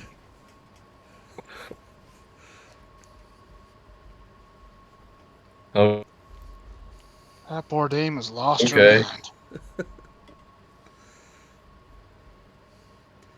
Well, is there anything else we think that we could get out of? Is her husband here too? Yeah, but Um, they said we can't see him. yeah, you want to get anything more out of him. Okay. They'll tell you that he's in a worse state. He just caught her on a bad night. Like, she's been doing pretty good this week, but maybe something you said must have set her off. Like, Dang. Well, fellas, I think just gonna have to go to the house next. Yeah, I think Figure out we've what the gathered heck's enough going on intel. here. Yeah. all right. You guys return to the street. It is getting kind of late. Um, the sun's getting ready to set as you guys approach the house. It is a two-story home. Um, a smaller house built very similar to the styles that would have been back in that time. I remember it was built in the early 1800s, so it is nearly 100 years old. I think it's just under. I think it's like 80, high 80s, low 90s. Um, Definitely overgrown in disrepair right now. Like, it hasn't been touched for a couple years. Do you think Does we could have since the picked up a Marcarios moved out, does flashlight it on the way looks like over? it's been disturbed or anything? Sorry, I heard two Sorry. people at once. Go, Devin. Can we tell if the house has been disturbed at all since the Marcarios moved out? Um, Roll a spot hidden check. While you're doing that, Tyler. I was just gonna say if we could have picked up like a flashlight on Oh our way my over. gosh. Yes, you have a Oh. you have a flashlight. What'd you roll? 97. All right. You definitely don't see anything. Yeah, you're studying the house. You're impressed with the way the house seems to withdraw into the shadows cast by the flanking buildings, and how blank curtain and windows hide all understanding of what lies within. I know, guys. I'm getting the heebie-jeebies looking at this place. Do we want to come back in the morning? Or do we want I to like hit it anything at that's night gonna when all happen the here. ghoulies and ghosties are out? Oh, come on, Hoid. You know better than I that. There's no mean- ghoulies and ghosties in this place. I was trying to set I'm just this worried up, about so squatters. I told you it was August 12th yesterday, and it's now August 13th, and it's Friday the 13th. I was trying to line this up for you guys. If you want to wait till Saturday, Oh, I boy. guess. I mean, or just get it done and over with. I mean, come on. Yeah, let's do that. $20 a day.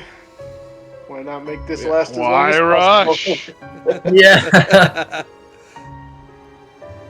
Well, what you You do need is to you do get it research done on for the at first least a day. week. You get it done on the first day, and then you take a break for 4 or 5 days after, and then you charge them.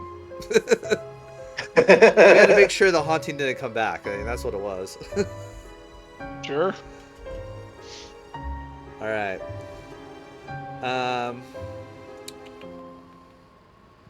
So the front door is secured with a single lock. Somebody of you has a key. Oh, yeah, he gave us the key. Devin.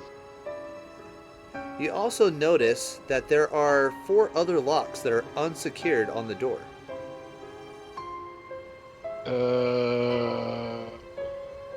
Someone must have added extra locks.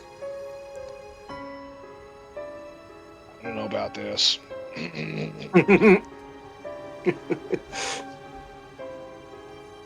What? Unlock the door and push This it is open. 1920s. What do they need 5 locks for? Right. You unlock the door and push it open.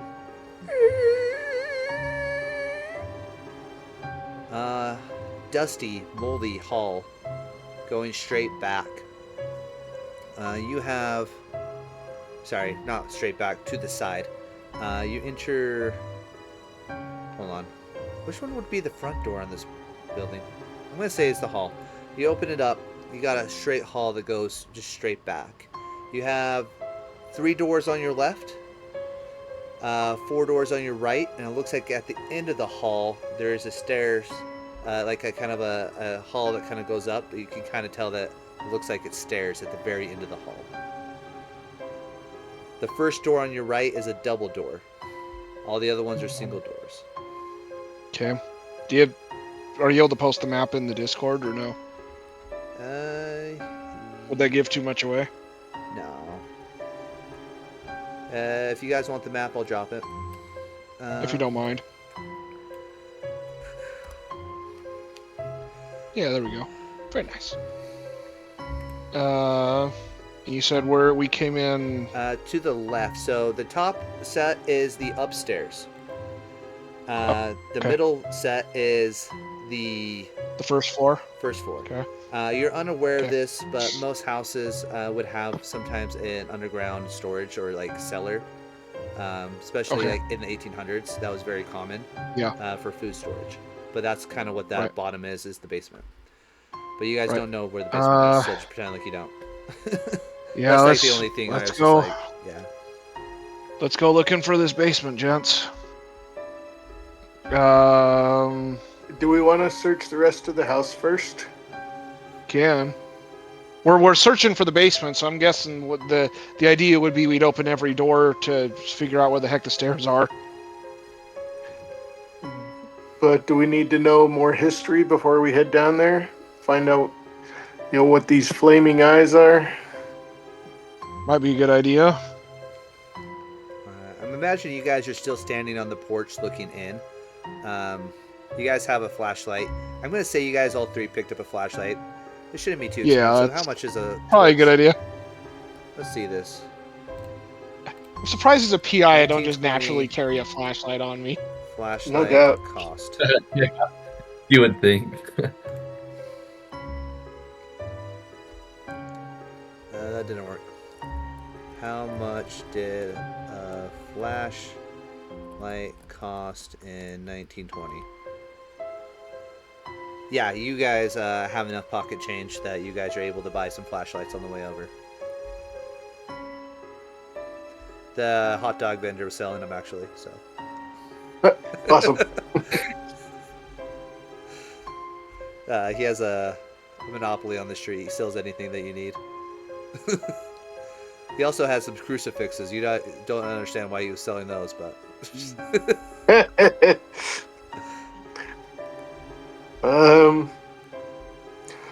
So we're on. So the are we middle- coming in from the? Middle map on the Eight. far left. So we're between 8 and 5. Yes. Yeah.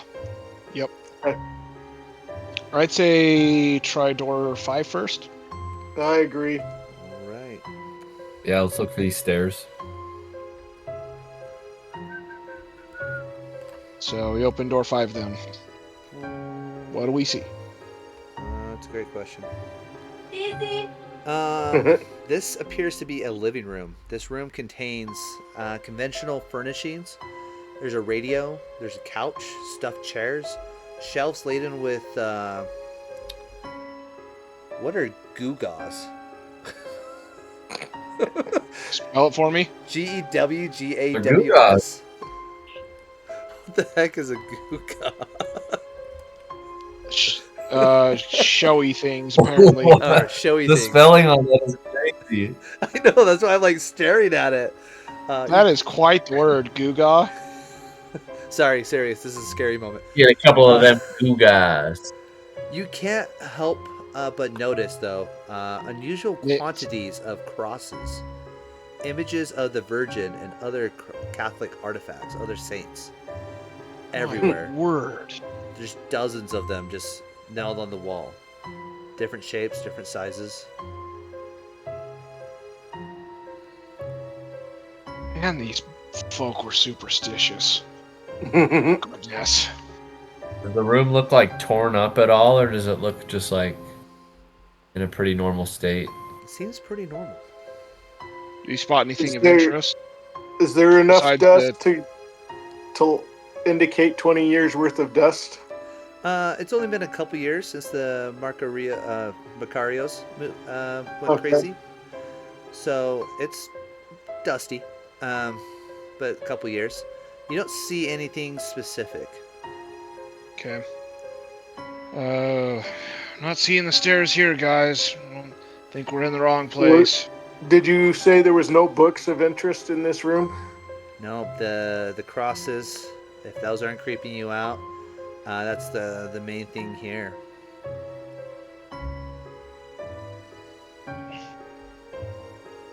Lots of crosses. Awesome. Well, let's go hit room 8 then. Yeah. Room across from it. Okay. Junk room. So you kind of like look in this room. Boxes, junks, rusted water tanks, old bicycles. You look down to the far right, and you see at the end of the room is a cupboard, and it's like boarded shut, like with a board across the nails. Hey guys, see that cupboard over there? Why would they board a cupboard shut? Should we Well, open we it? should- Yeah, I think Well- so. I want to see what's in there. Right. mean, Do I see we anything I are- can pry the cupboard open with? You can try to pry it open. Roll a luck check to see if there's something in the junk that you can use. Okay. See if I find something. Nope. You can try to pry it Freaking A. open with like you grab the handles and try to grab it, pull it open. Roll me a strength. Yeah, let's do that. A strength check. Okay. Can I assist or anything like that? Sure. Go ahead and roll twice, and we'll do a bonus. die on that. Oh, yeah, you got on the You've first try. got to be kidding me. That's good. This is good? I Yeah, thought you you had to be said lower. it's 100. Oh, That's not a 10. That's 100. you're right. That is a critical fail. However, I did just say you have a bonus dice, so do roll again. I was reading that as 10, and then I'm looking above that. You rolled a critical fumble, so you do get a reroll because of the bonus dice. I just said that you could have. These dice are everywhere. No, it's fine. 10 This is is good in that case. ridiculous. 10 is good. Sheesh. So you ended up with 117. you end up with a 10 exact actually, because you take just the 10's dice. um, Wow. so yeah, you turned a critical fail into an extreme success. So you go So to like I lose rip- my grip and get pissed off and break it open. You just rip the whole Oh, whole door off. You go Hulk on it. Yep. This is freaking ridiculous. All right, in the in the cupboard, you find a couple books, leather bound. These look like journals or some type of diary. That happened. I pull the books out. Hey guys, look at this. Ooh. They look similar to that one we found in the church. It looks like a journal, not similar though. Maybe a Okay. similar nature journal, but it doesn't look like it belongs to a set. There's a few journals here. Okay. I'm going to read them. You open them up. See what these say. They are written in English. Yay! I like English. Get that stuff. Hey. None of this Latin mumbo jumbo. You start reading weird things. You see the words like experiment, body parts mentioned, Oh dear. visceral fluid. You see something called Call Forth the Opener of Ways. Something with summoning. You're just skimming through the book. But already, you're just like, This is a bunch of trash. What is all this? I think this is more your domain, Hoid. Here, you can have these. All right. Thank you. Uh-huh. This would fall under the same premise as the other book. It would take you a couple days to read. And yeah, absolutely. This is one of those things where I'll just kind of mention with Call of Cthulhu. You can actually learn spells. This, if you read it, you can learn how to do some certain spells. But sanity is only so-so. So just keep that in mind. It can help open your mythos. It can help learn this ancient knowledge you can use against the forces of the dark. But this is just talking Cthulhu here. But it's also like it will drain your sanity at the same time. And turn you crazy. Yes. Noted. Okay. Mumbo jumbo. Gosh. Well, no stairs in this room. Whole thing's full of garbage. Let's go. All right. Which room next?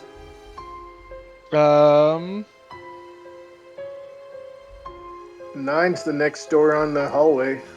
Let's do it. This looks like it's old furniture. Looks like some of it's broken up, but kind of stacked in a way that people will use old furniture sometimes to burn for the wood stove. So it looks like it's just a storage area. Nothing of interest in this room. Alright, no stairs here.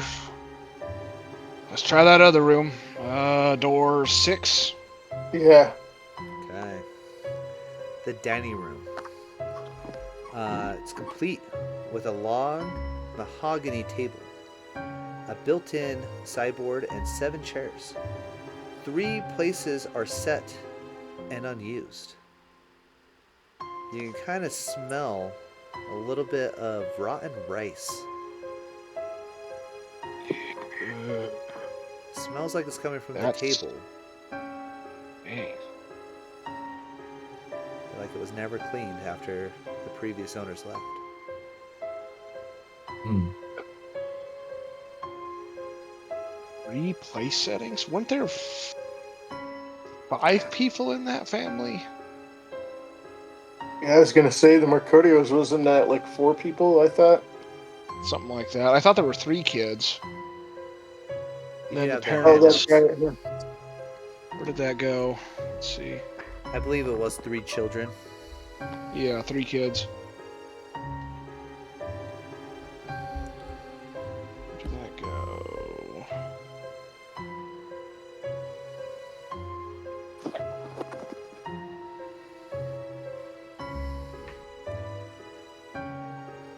Michael Thomas.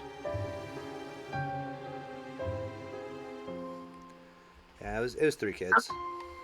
They went Was to it? I Baltimore. can't find it anywhere. Yeah, I'll have to pull it up later, but Yeah. Maybe that was something that you said when we were talking to the hot dog guy. Or I don't remember. But Yeah.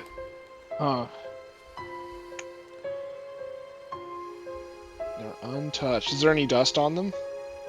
yes.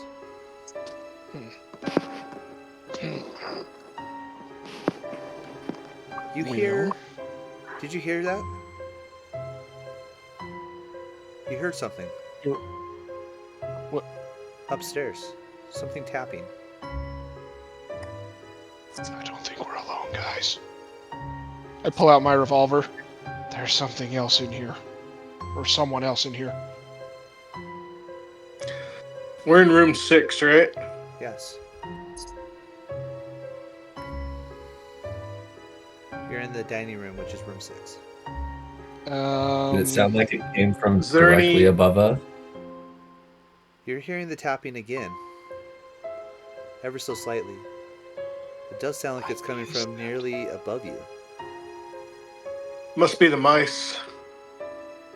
Could be the rats. I mean, they did leave food out on the table.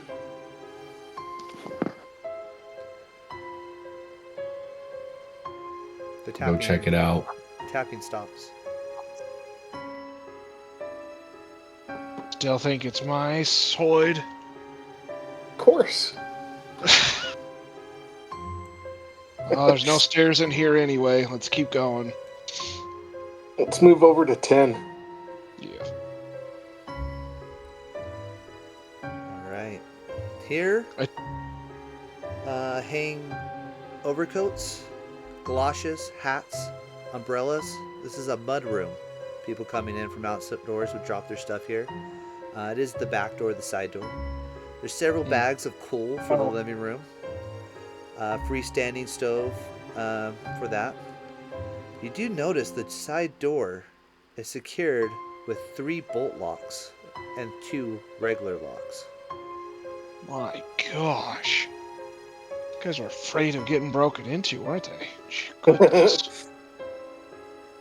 This town's all going to pot.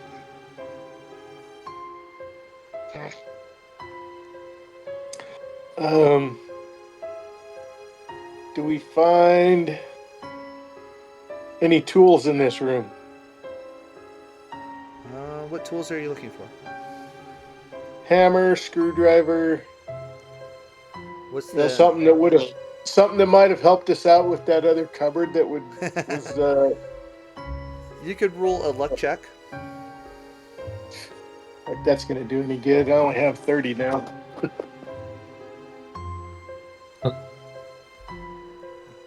It's just kind of one of those things where like it doesn't specify, but like having that luck mechanic, I think it's kind of cool because it gives me the ability to just kind of give it to you. In this case, Nope. but it does have a thing where I'm just not like I don't know, it's not random. I could just kind of like give it to you, like if there's a luck roll that you randomly happen to have something there. Okay. Yeah, nothing specific. You can use an umbrella. I mean, the umbrella seems kind of flimsy. No stairs here either. Let's keep going. Door 7. The kitchen. Conventional Ooh, stove. hey, look. even an icebox, wood-fed stove, and oven, plus Ooh. a meager larder. Uh, But there's no door between the kitchen and the dining room. Weird. there's Seems supposed like to be. poor. There were supposed to be. Seems I like. messed up the map. Oh, okay. There's supposed to be an archway, but they go into the hall and take it over. Whatever. Uh, the map was kind of hard to read, and then that did have a gap between them, but I just didn't do it. Okay. You do see some cans. You see some bottles of what looks like wine. Looks like it's corked, like homemade. Homemade wine. Uh, You do see some of the food. You look at it a little bit. It does seem like there has been all rats. rotten. It seems like there's some nibbling on the food. That Huh. hasn't gone bad. You hear the tapping above once more. Oh, Oh, jeez. gets the mice. Go ahead, roll me a listen check. I don't know what else I would put that under. Maybe a nature check or a natural world. I think you have training in that. But you have I probably think I more have training in Only a listen. 20. listen. I've got 40. I'm just underneath it. Woo. Oh my. I don't think I got anything, no matter what I rolled it for. Ooh, 25 and my listen is a 40. It doesn't sound I like got mice. 38. It doesn't sound Mine like 40. mice. It doesn't sound like mice. It's like a thumping noise. Oh. It's like too loud. It's not the scratching that you would expect from mice. Like you kind of hear Telling you more guys. scratching on wood, like really light scratching. This is like more of a thud.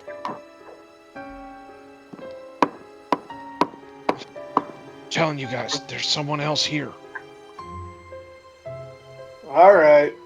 Where's the noise coming from? Upstairs or downstairs? Still Check it out, upstairs. man. Let's go see It's still who's coming making this from noise. upstairs. Upstairs. Well, Let's go upstairs. I checked the stairway with my gun. You so pie we're the going up stairway. the stairs to 11 and 12. So we hit, I guess we go through 11 to get to 12. That's so downstairs. 11. Other way. That's the downstairs? So that's a Yep. door.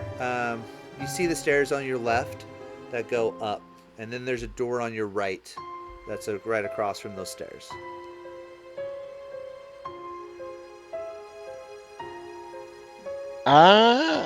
Is the door locked? It's not locked.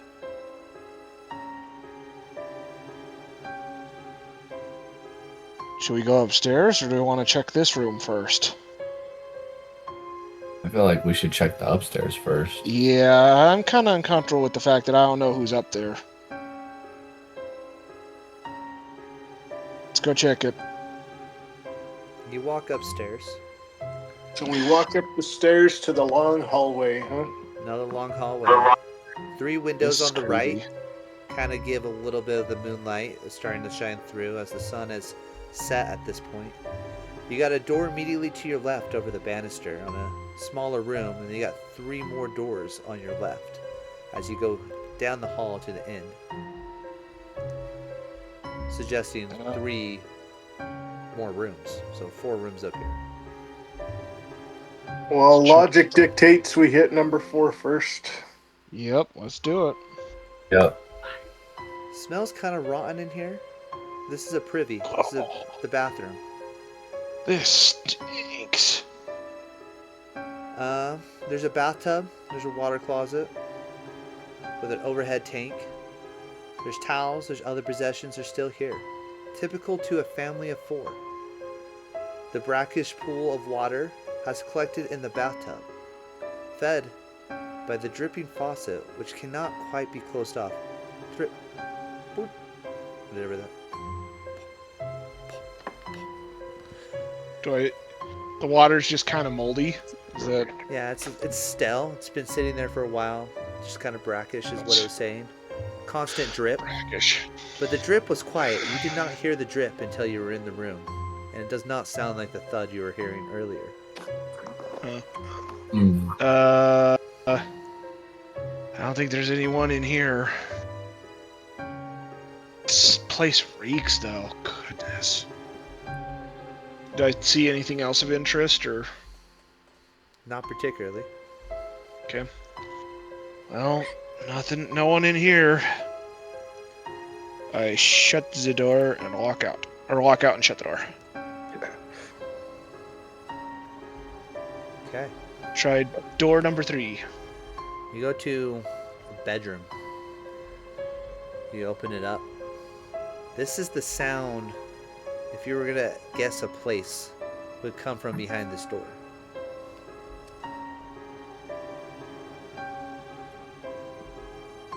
Do you open the door? Yes. This room contains a bed frame. Bare bed springs. Oh, yeah, you're right. Sorry. Bare bed springs. Sorry, what happened?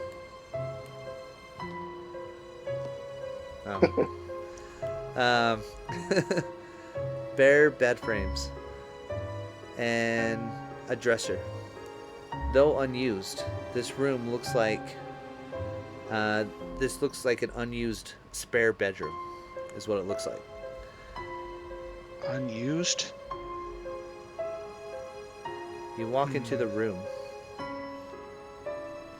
Roll me a listen check. Let's do it that way. Because I think your guys' listen Wisdom? score. Listen. Oh, listen. You said we're in room 3? Yes. Okay.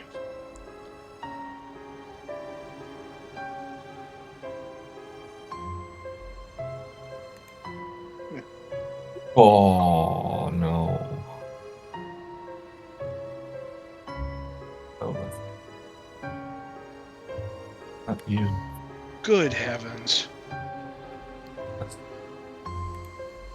Come on, under 40. Alright. 57. We all suck at listening. Okay, you guys don't Yeah, hear my- it right away. I'm going to go off your raw score because you guys all failed. And I'm going to go with, I'm going to go with Tyler, Mr. Branderson. You guys don't see anything in this room. As you guys go to leave, Branderson, you hear a scratching at the window. You didn't hear it before. That's near the window. I'll go look over there, investigate. You walk over to the window. You start looking around, open the curtain. You don't see any tree branches. Roll me a spot hidden check. Okay. Actually, all 3 of you roll me a spot hidden check.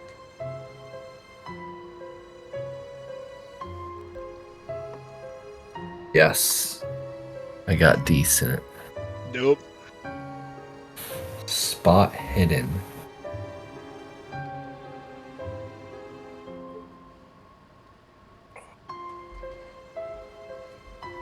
I just need Mr. Hoid. Nope. Oh my. Your guys' backs are turned. You don't see what happens. Something catches your attention out of the corner of your eye, Mr. Branderson. Something's moving fast, moving straight at you. Roll me a dodge check. Oh shoot.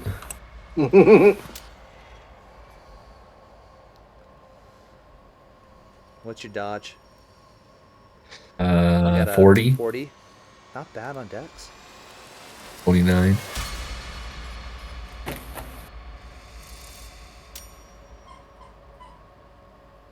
29. Yep. Oh, we got lucky there. You're able to move just in time and jump out of the way. You hit the ground, dive into the floor. Not sure what just happened. You hear the window shatter. This catches all your attention. You both turn around. What was that? You all turn around and look.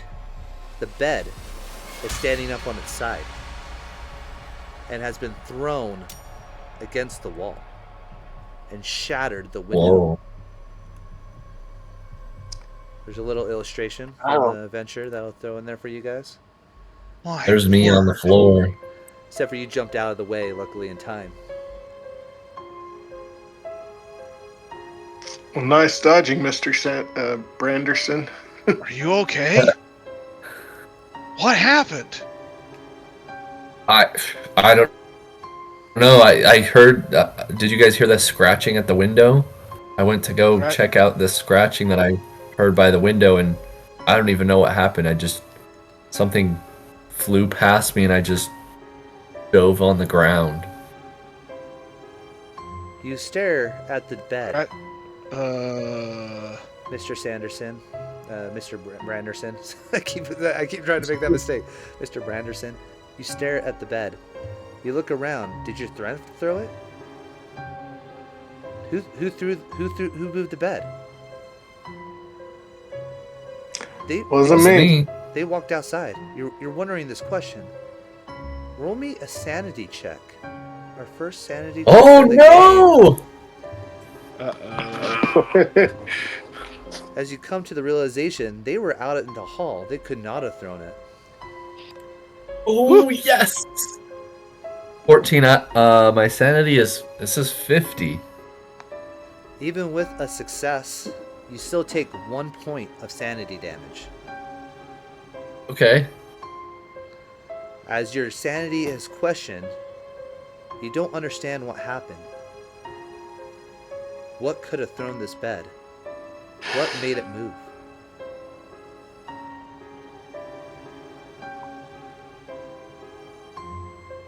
Oh boy.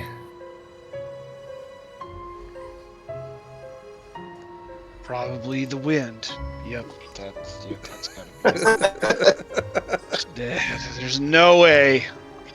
I don't Ghosts know and if you phantoms can are explain not this one real. away. Casper. Oh, come on, Hoid. He doesn't believe in ghosts, remember? There's no such thing as ghosts. Gee. Come on, let's go. There's gotta be somebody in here. Door number 2. Alright, next door on the list. Are we just gonna be like, oh, that happened? Pretty much. The second door contains 2 small beds, toys, dressers, pictures of aircrafts and cowboys. Child's room. Did we spot anything of interest? You did not. No books in here? No creepy books in the child's room. Thank goodness. No. No creepy dolls. No people. I mean, back then all dolls Okay. were creepy, weren't they? It's 1920s. Yeah, true. that's true. That's true. I don't know. Have you guys seen the Labubus? Those things are creepy. Have you seen Oh, those? the poor child. I've heard of them, but I haven't actually seen what they look like. Hold on. Let me see if I can find one. How long is this? Alright. Hey, speaking of creepy dolls, somebody bought my daughter a Furby for her birthday. Oh I said- no. Talk about I the said, 90s. oh, Yeah. our house wasn't haunted. Now it'll be haunted. Flashback to the last century. Talk about that. There you Put go. it away. That's not a bad looking one. I've seen worse Furbies.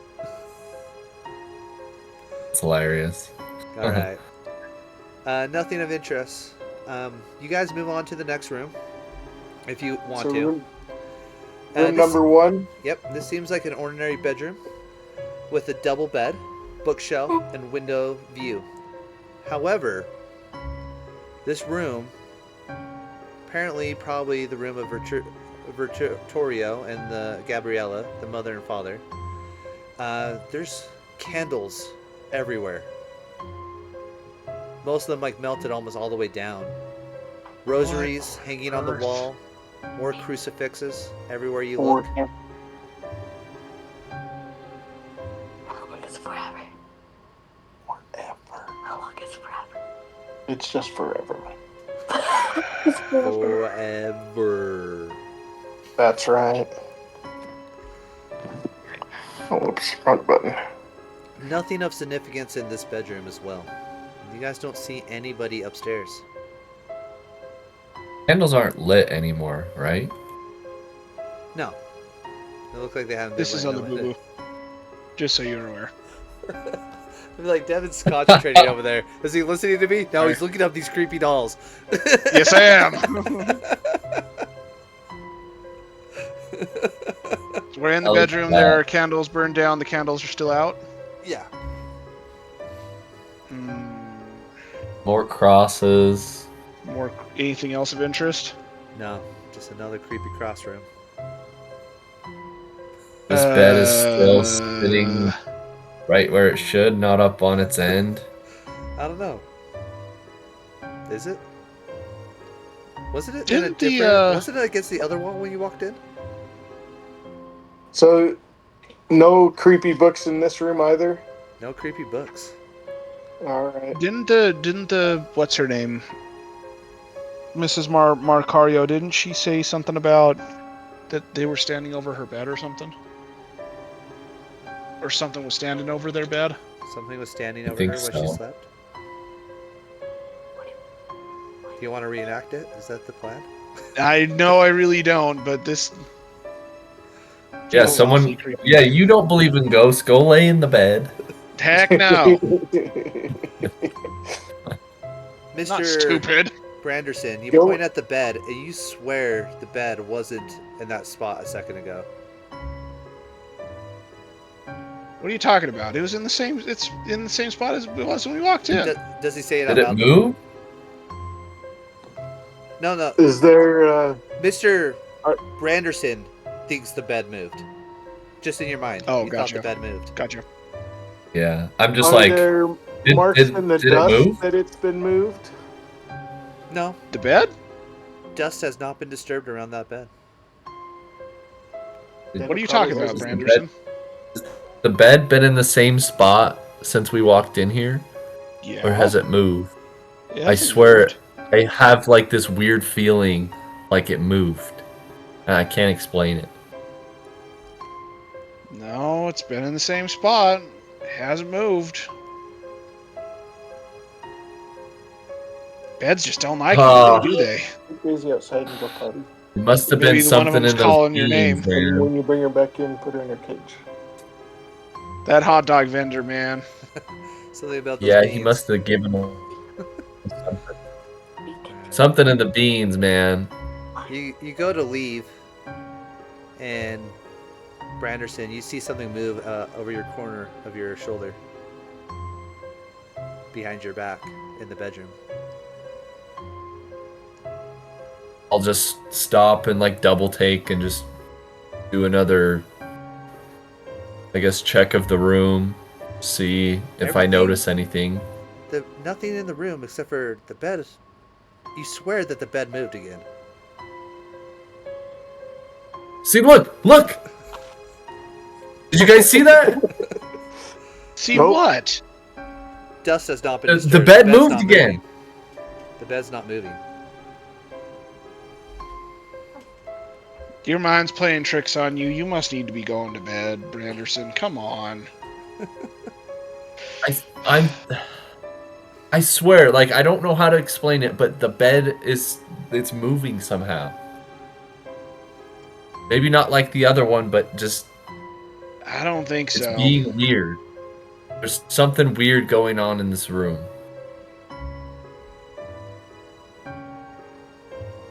If you want to check underneath it, be my guest. Might find some of the Mrs. Unmentionables, but so I don't know if I would do that if I was you. But Do you guys leave the bedroom? Do you guys go back downstairs?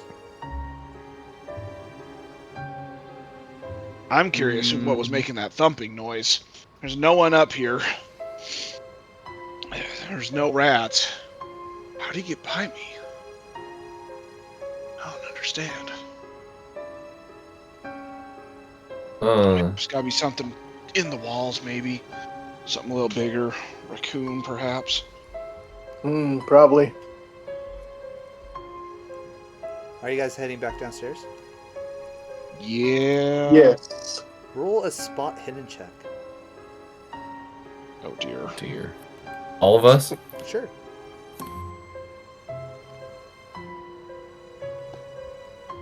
These rolls are terrible. Who rolled Oh, the boy. 60? I did. What's your spot hidden? 50? Oh, darn. No, forget it. I'm gonna do 10 points of luck. I want to see what this is. Are you sure you want to see what it is? Yes, I do. Oh, snap! Whoa! Critical success. As you guys are Very walking nice. past the first bedroom that you guys entered, the room 3, Mr. Branderson, you intentionally look the opposite direction, avoiding eye contact with beds. You start walking down the stairs. You guys left the door open, and as you go back, you see something dark in the middle of the room, on the floor. You raise your eyebrow at it, and you do a double take. But Mr. Hoid recognizes it, or Professor Hoid recognizes it immediately. There's a pool of blood in the center of the room. In room 3, you said? Yes. Do we all see it or just Hoid? Just Hoid and Mr. Crafts. Crafts. I got you. I wish I had like name tags on you guys right now, but I don't. Yeah, you're good. So as you guys look at it, you kind of step closer and you see that blood. Was it there before? Roll me a sanity check to both of you. No. Oh boy. Please be a good one. Yay! Hey, that's pretty good. This. Ah! Oh shoot. Ooh. I crit on the watch, but sanity, I just... Go completely backwards. All right. Yep. Mr. Crafts, you take 1 point of sanity damage, but One Professor point. Hoid, Okay. you take 4. Oh, snap. You were not expecting that. No. Mr. Crafts, being a private investigator, has seen blood before. You, however, Professor Hoid, have read about it maybe in a textbook. But you're also So even though I positive. recognized it, You're also I positive went you did crazy. not see the blood before. Do you guys say anything, or do you keep walking? What do you do? Do I notice that he noticed? Do I notice that he noticed that I noticed? Yes. Yep. All that. do we look at the ceiling to see see if there's anything up there? There's not. The blood's on the ground. I go over to the blood puddle, and does it look fresh? Can I tell? Can I tell if it's fresh or old? It looks wet. It doesn't look dry. Mr. Branderson, you notice your companions aren't walking down the stairs with you. I just like called to them. I'm like, hey, what's going on? Are we Branderson! gonna go find these stairs? Get up here! Bed. Go to bed. I call out to him, get up here! Are you okay? Get Is it- up here!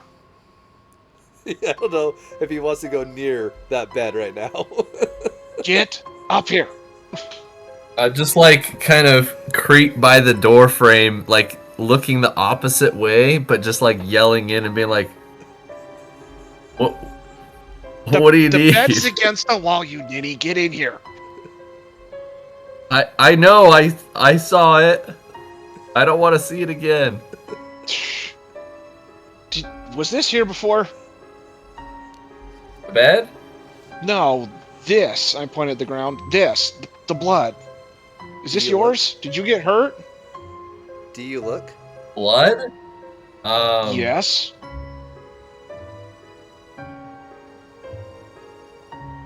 When he says blood, I'm like, oh shoot, and I just crank my head in there.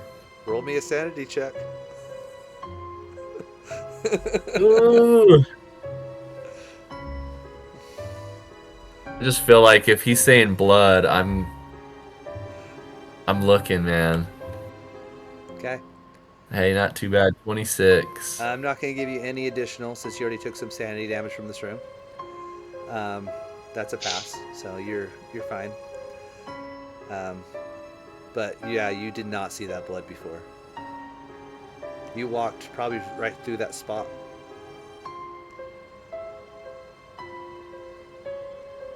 Well, if it's not I'm yours. just like, oh my gosh, like, was this you?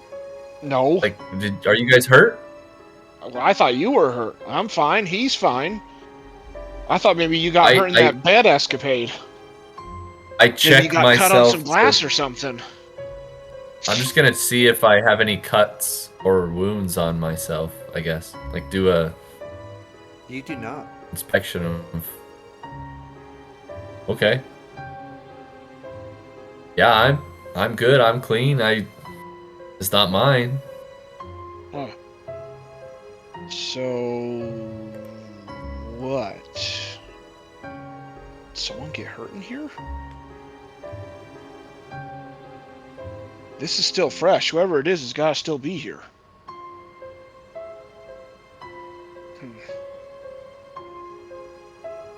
You're muted. You're muted, boss. Sean, you're muted. You're muted, John. We didn't hear what you're saying. There you go. Try again. I said, and they got past us while we were exploring the other rooms, because this wasn't here the first time we came in here. Yup. Let's see if we can find the person. You believe me Maybe about that's the who's bed in making the other thumping room? noise.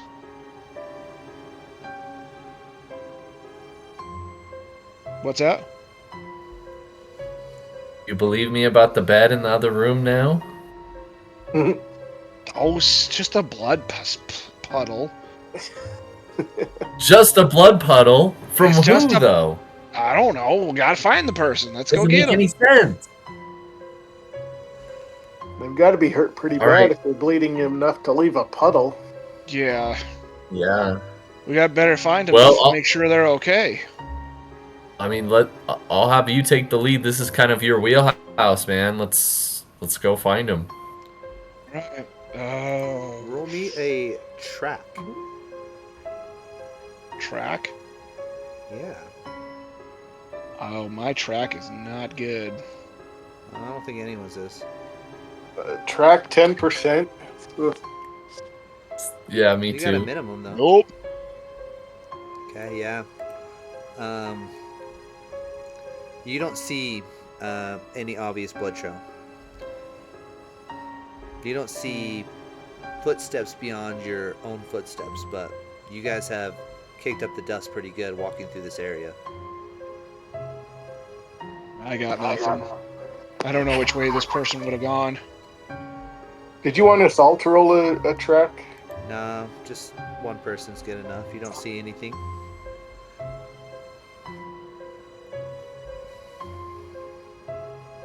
Well, hopefully we find them at some point.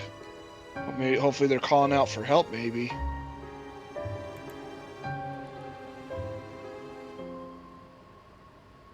I'm actually going to listen. Can I hear anybody calling for help at all? You can listen, but you don't need to make a check. There's no sound coming from anywhere. Hear anyone calling for help? Well, hopefully they made it out okay and they're on their way to the hospital. I guess we can check the other rooms on our way back out if we have to. Yep. Alright, let's go back down the stairs. Okay. Are we able to like? Could we take like a little sample of it? Yeah, I don't have any sampling kits, I don't think. Forensics was They don't have- pretty. I was gonna say forensics is kind of a newer science. Yeah, Yeah, it's they- newer at this time. Well, I'm I just guess- thinking like, if we like take some of it and Do you I don't know, have there's some weird stuff. any training If we can like in... remove it from the house. Do you have any training in medicine? No, 1%. Yeah, I don't think anyone is trained in medicine. We do have some first no, aid. I'm not. Yeah, first aid training from Professor Hoid. Do you have first aid training, I believe? I have Can you put my 30%, just the glasses so I can standard. see? Yeah, so Mr. Hoid, Professor Hoid, you have 50%. You're good. Yeah, you... Oh. No, Yeah. you're not supposed to touch people's blood. Yeah. Could be diseased.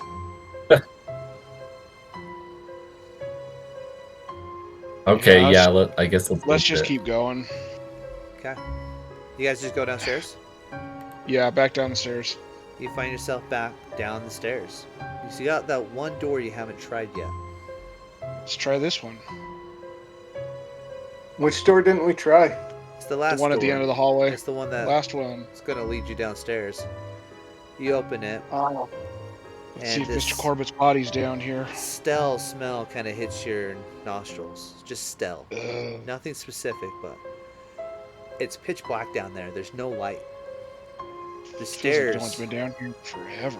The stairs look kind of like you're not sure of the sturdiness of those stairs. I'm going to test them. You hear it squeak under your foot. I don't know about this, guys. I feel like these stairs might collapse.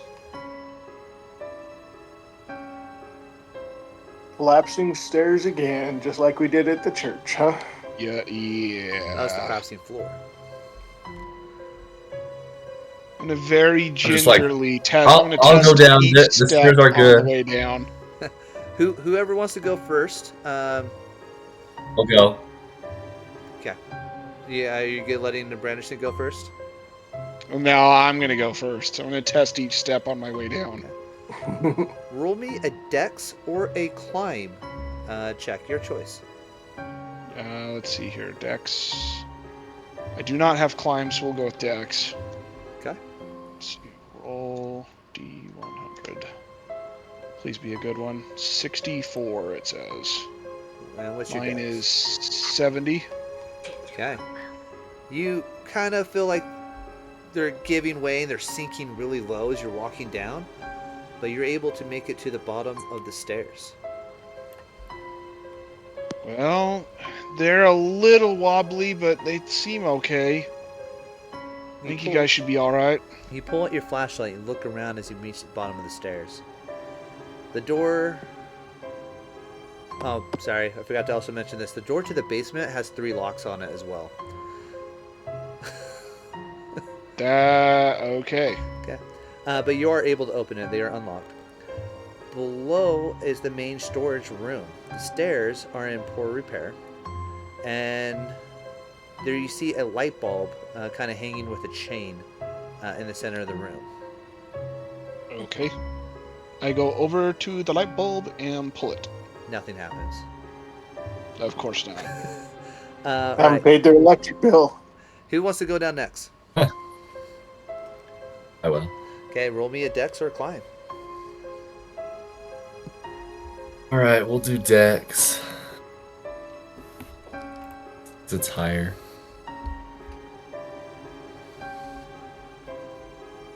Is it 74?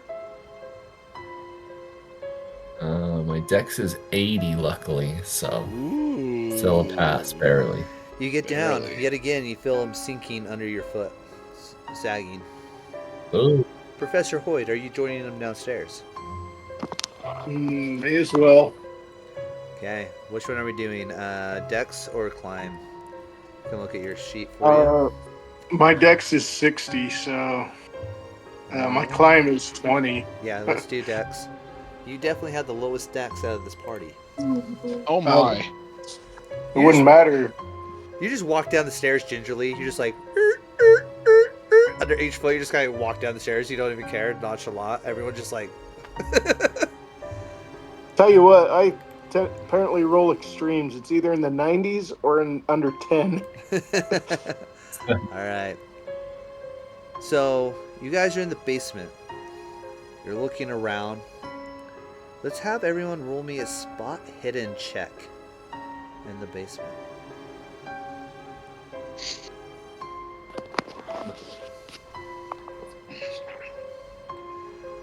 Oh, come on. I don't know why. I just feel like 51, 50. You know what? Forget that. I'm going to spend another luck point. Okay. Ooh, nice. And 28. Get under my 28. threshold. What's If my That's, spot uh, hidden is 50 and I roll 50, is it pass? That's a pass. That's a success. Yes, we all Yes. succeed. Yay. All right. Who rolled the best? That would be Professor Hoid. What's your spot Yes. hidden, Professor Hoid? 60. Okay, yep, you rolled the best because you roll a hard success. Yes. As you're looking around this small-ish room, there's scattered tools, pipes, trash can lid, lumber, nails, screws, all over the place. Just kind of search. You're searching through. As you're looking, you find a knife, and Ooh. you can pick it up. Do you pick it up? I pick it up. Immediately, you feel the knife pull on you, like it's trying to fly out of your hand. But not just trying to fly out of your hand, trying to fly at your throat. Ooh. I'm going to have you roll me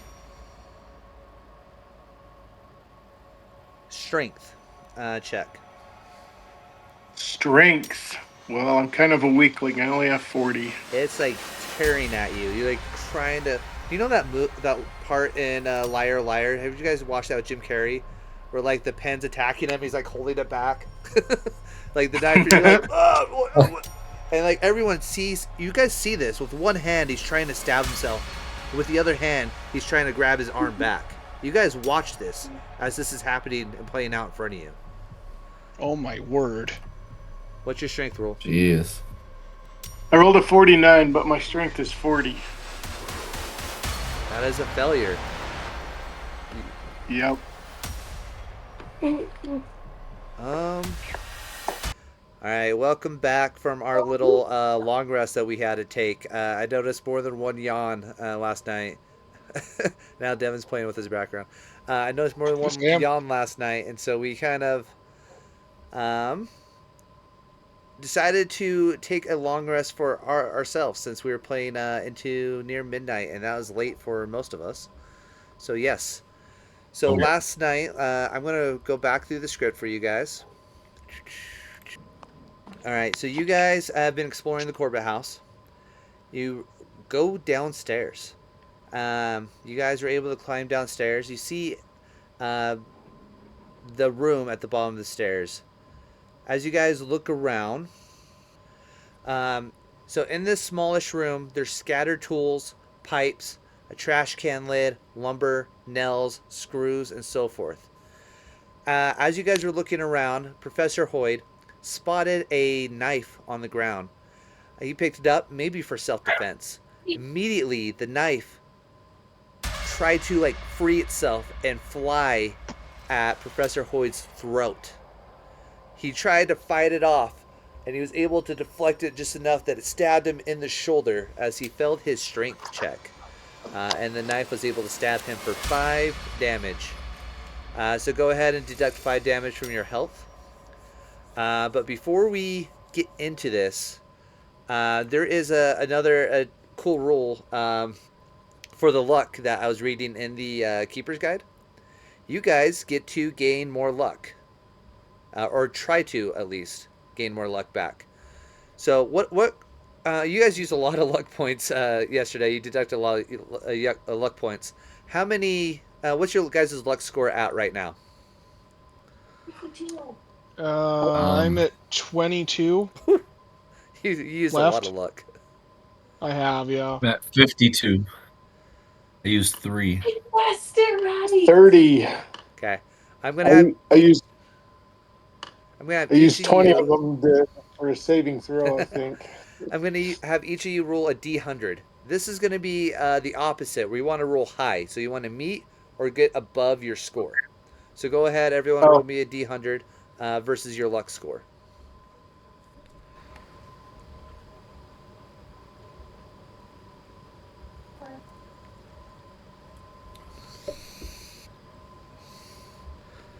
Nice. Okay, say that again. I think my thing is weird. Come We're on. rolling a D100. oh wow. Yes. That is above your 22, though. Yes. It So is, it's unfortunately. still a success in this case. Then roll a d100, Tyler, for your character, Mr. Branderson. I keep 38. getting the name confused. What was your luck score at again, Tyler? 52. So you're the only one that doesn't get to do this. Uh, Professor Hoid and Mr. Crafts, go ahead and roll me a d10. Add that new number to your luck score. Awesome.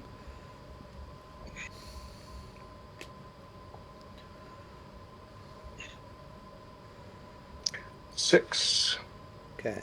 And Devin, if you want to roll for Mr. Crafts, a d10. D10, you said? Yep, and add it to your luck score. 6. Perfect. So you get 6 more points back. So that's something, right? All right. Yeah. Yes. So we're entering combat. Combat is going to be very rules light. It's going to be different, so different than D&D. D&D is so like meticulous in the rules when it comes to bless you. When it Did I comes get that to fast enough? combat. Duh. So what's Sorry. going to happen is you guys basically can decide what happens. There's no like opportunity attacks. You guys have one action. If you want to attack something, they also attack you back at the same time, or they can dodge. You can also choose to dodge or fight back if someone attacks you. You can also do what's called a fighting maneuver, like disarm, push, anything along those lines. Or you guys can come up with like an improv suggestion, and we figure out what skill check to roll when it comes to that. So it's your guys' decision on what you want to do. This was kind of a surprise round, so the knife got to go first and stabbed Mr. Hoid in the shoulder. Based off of your dex scores, because we don't actually roll initiative, it's just going to be your dex score. I believe that makes Mr. Branderson, you are up. Okay. I believe I wanted to just try and like disarm him of the knife. Okay. Go ahead and roll me just a fighting brawl. Just roll me a d100 versus your fighting brawl. Okay, cool. Brawl is a 45, which isn't the worst, but also not the best. We'll see. That's better than my. Ugh. Oh! Oh no. So it is able to get out of the way. It's like able to fight against you as you are trying to grab it. It's like pulling, like his whole arm's kind of pulling you around as you're trying to grab it. Are you trying to take it or knock it out of the hand? Just like knock it out of his hand. Yeah. So the knife's moving around and you just completely miss it. So. Okay. Yeah, and then we'll move on. That'll go to Mr. Crafts, the private investigator. Do you still have your gun out, by the way? Yes, I do. So technically, if you want to use your gun, you get a plus 50 on initiative. So just remind me if you're using your gun on the round, because you get to go like way earlier. But I don't know if you want to try to shoot a knife in Professor Hoid's hand. So Yeah, I was gonna say that might be just a bit too difficult. So Shoot the I'm gonna knife. put the gun back in its holster and see if I can wrestle the knife out of his hand. okay, same thing. Roll me a fighting brawl. I think you are our brawler, actually, so I think that's a better skill choice for you. 45. Okay, let me see. You do have a bonus die, so roll it one more time. And I'll explain that here in a minute.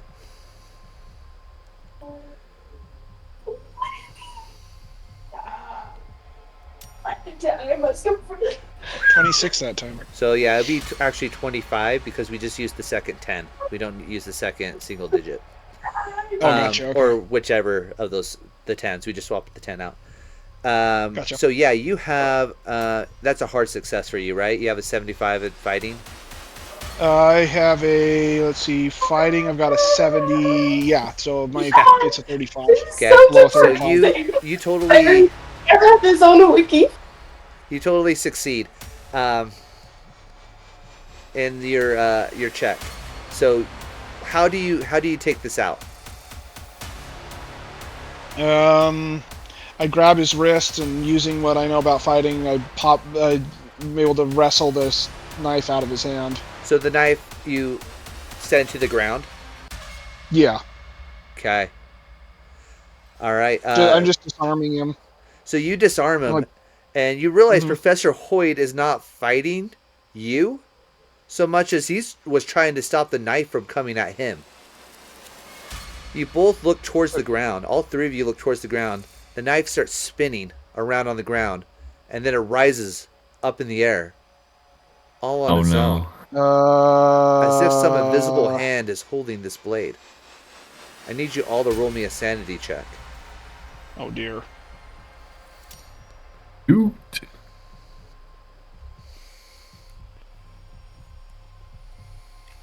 Please let me keep my sanity. Oh no, my sanity. Oh. I was a 51. What's your 92. sanity score? Are you under or over? Me? Yes. I am under my starting score. What's your current score? 1. You shouldn't have a current score of 1 sanity. You took 1 point of damage, so whatever your what is your starting score? Oh, so I should be at what, 59 then? Yes. If you started at 60, Okay. you took 1, so you're now at 59. Yeah, okay, I'm at 59. Okay. So a 51 still beats that. Sean is muted. What is your sanity score at? I don't know how to do that. My sanity is 46, so I'm way over. Okay. Both of you guys are going to take some sanity damage. Let me see how much sanity damage there is for seeing the floating knife for the first time. So even so, Mr. Crafts, you still take 1 point of sanity damage again. Devin, No. I'm sorry, what? you still take 1 point of sanity damage seeing this thing float in the air. You're able to I like still take recover one? from this, and like your fighter instincts kick in. Like you're still in a danger moment. You're not going to let this, but it does affect you still. Professor Hoid and Mr. Branderson, I keep wanting to do it. You both take 3 points of sanity damage. So go ahead and reduce 3 points from your sanity. All right, Professor I Hoid. feel like it makes sense too. Professor Hoid, it is your turn. What do you do in this situation? The knife's spinning around like you don't know what it's going to do, but it's looking like it's threatening one of you to attack. So we don't want to run away screaming from the house at this point? That's up to you. How did you do that? That's not just a thing to do. Yeah, I feel like we're not going to be able to get paid for this job that is disproving the hauntings here. After this. So, suggestions, anybody? Professor Hoid, you don't have time to react. You don't have time to have a conversation. The knife is about to fly at somebody and hit them right in the face. What do you do? I guess I'm gonna, grab it again, see if I can hold it off this time. I don't know. I mean, Okay. Kind of seems like the obvious answer, but Try to grab the knife. Yep, it's I think it's just strength versus whatever I'm rolling. So go ahead and roll another strength check.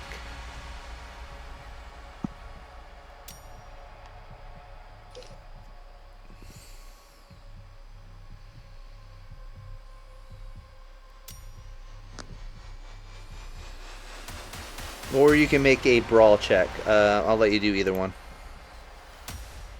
if I remember correctly, my brawl check is terrible. So Okay. 36 out of what? What's your strength score? 40. Yeah. The knife is able to wiggle free once again, and it flies out of your hand, and it's going to go to the person with the lowest luck score. Sorry, man, your luck's running out, Mr. Crafts. What do you do? The knife is coming at you. Do you dodge it? Do you try to knock it out of the air? What do you want to do? I'm gonna dodge it. Okay, go ahead and roll me a dodge check. Okay.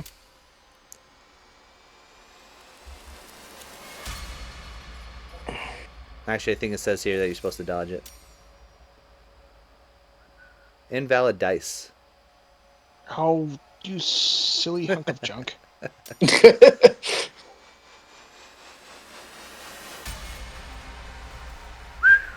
Ooh. Oh, Yep. You dodge out of the way. You jump to the side and take cover. But the knife is still up in the air. So you guys are going to need to do something to stop this from continuing. wait! Can You I, said that. because it was such a critical success, can I like dodge and grab the knife out of the air and then plunge it into like a box or something? I can't on that. Okay. Extreme successes actually aren't supposed to be playable when you're on the defensive. Extreme successes Oh. act as like critical hits when you're on the attack. But yeah, you totally don't take any damage though from this. But it is your turn. No, it's it's Branderson's turn. I freaking hate your name. Sando Brando? Andy Branderson. I don't know. Is there what's in the room again? Is there anything I could stab the knife into? I'll read it once more. So you look around the room. You see scattered tools, pipe, trash can lid, like a metal trash can lid, lumber, nails, screws, so forth.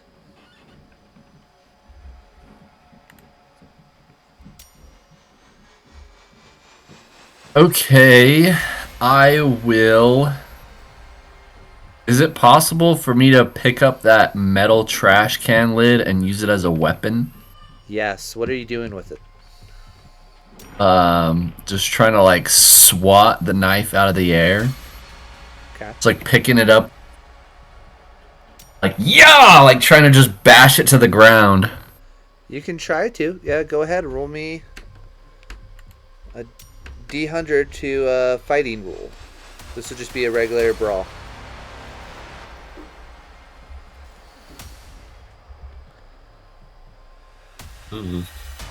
What is your brawl score? Not very good. Probably lower than that. Brawl 45. So Fail. No, I rolled the 74. Oh, you did. So you rolled a 22. Well then mine is You have a very hard good. success, and yeah, I'm gonna actually take it one step further. You knock it to the ground, and you put the trash can over top of it, and you like stand on it. Yes! You like That's kind of like amazing. collapse on it. You hear it rattling inside. For several moments, it's rattling. You guys your hearts are pumping. Everything's kind of like coming back into focus. You start hearing again. You start seeing again as you realize that the knife quit rattling a few seconds ago. You guys hear nothing once more.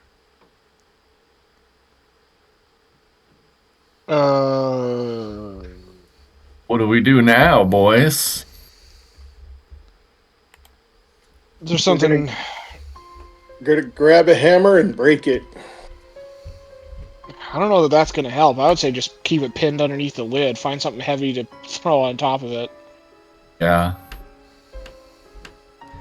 So the weight of it, when you think about that, Mr. Professor Hoid, it literally took control of you. It was so strong it felt like a hand was grabbing it and throwing it at your throat. That it took your whole body weight, Mr. Branderson, to hold this knife down underneath as you felt the trash can lid rattling underneath you. This thing had some force and power behind it, as if some unseen hand was moving it. But it seemed stronger than what a human on average would be capable of.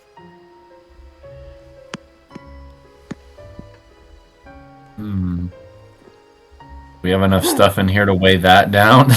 Probably not. I don't know.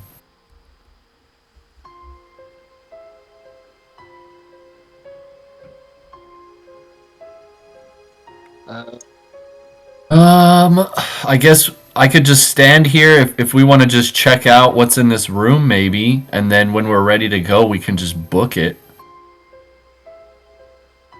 Use that trash can lid as a shield on the way out. Yeah. Just haul up the stairs. We still got to find Corbitt's body, though. Yeah, well, I can stand here while you guys search around down here. And we all have lights, correct? Yeah. Yeah, we picked up flashlights earlier. The hot dog stand. Because the hot dog guy had flashlights also. So as long as we stay crucifixes. Right. So as long as we stay line of light, line of sight, line of light, I think that'd be all right. Yeah, how big is it down here? I guess I can look at the map. Yeah, so didn't look like I would say like big, every right? square in here is about a yard. So it's a little bit different. Yeah, so there's another room, but let's go ahead and roll me another spot hidden check.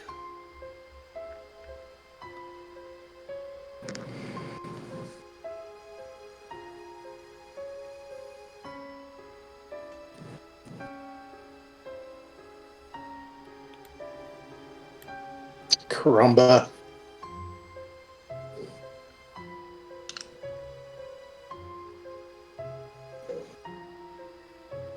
Well, 92's not going to notice anything.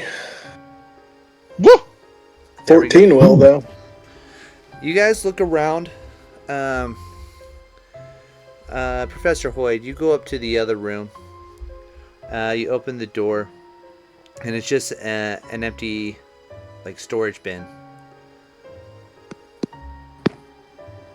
So you don't see anything in the other room there. Nothing worth noting. Yes. Oh, by the way, here's if I can find it really quick. Here's a picture of the scene you guys were just survived. Oh. Yeah, Jeez. some of The this creepy art's looking knife. pretty creepy looking dart. Mr. Crafts, you start to look around and you notice the wall on the far side, opposite of the stairs when you came down. The southwest corner. You notice that the wood is newer than the rest of the wood, and it's packed in really tightly. You also take note that there is lumber, nails and screws and such, hammers and such, as if someone recently did work on that wall. Hey guys, this wood over here, this is new. Wonder, did they hide his body in here, maybe? I grab a hammer and I start prying the boards off the wall. All right. As you start prying the boards off the wall, it takes you some time.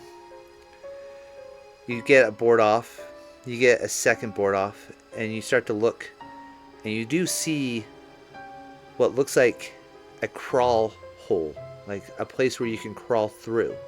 It looks like there might be space beyond. Well, his body's not here, but it looks like there's a way to get through here. What do you guys think? We're still not running and screaming out of the house. That's what he's thinking. Not wrong. Not yet. Not yet. Well, I'm not leaving by myself. I'll stay with you guys. Alright. Well, let's see what's in here. You pull the wall back a little further. You pull another one out.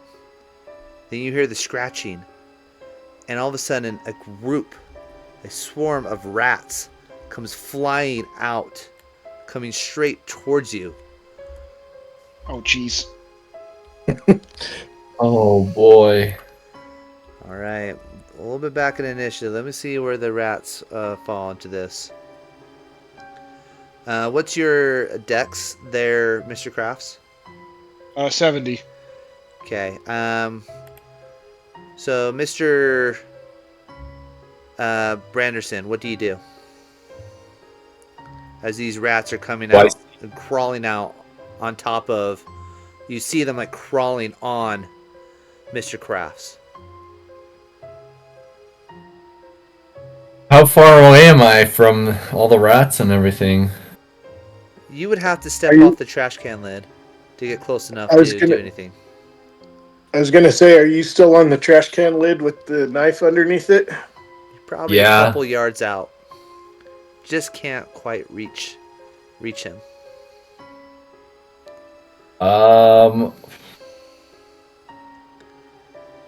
Shoot, is he reacting yet, or are they attacking him? What are you doing, Mr. Crafts? Trying to fight the rats off. Yes, he's reacting. Are you screaming, or are you just like, oh? Guys, help! There's a lot of rats. Oh no! It's probably like a dozen rats coming out. I told you guys there was rats. They're not running away either. Is there anything nearby I can pick up and throw? I mean, they're crawling on him, but yeah, I mean, you could probably pick up a hammer or a piece of 2x4 or something. Maybe a piece of 2x4 to try to scare one of them off. Try to scare him off? Yeah! Okay. So not a direct attack then. You're just trying to make noise? Yeah, probably throw it. Are you throwing it at Mr. Crafts or next to Mr. Crafts? That's my question. Are you throwing it at the rats or next to... At the rats. To scare it off. Okay. Roll me a throw check. There's actually a throw skill. Which I thought was kind of interesting that they have it separate. Okay, throw is 40. Oh boy. That's not good when I roll call. Oh, nuts. Oh. Oh! Okay, I think I'm going to burn 1 luck. Unfortunately, you can't burn luck points in a contested like combat. Oh, it's contested too? Oh, I see. And with that check that I rolled of a 1, I'm going to say that you... I'm going to let Mr. Crafts make a dodge check. I need you to make a dodge check, or you might get hit by this piece of wood. Let's see. Dodge is 35. Okay. 55 over 35 does not work. Nope. You take 3 points of damage no. as the piece of wood hits you in the I'm head. sorry. Branderson, not me! The rats, you idiot! I kind of feel like he's freaking out, like, rats! And he picks something up and just throws it. He's like, Branderson!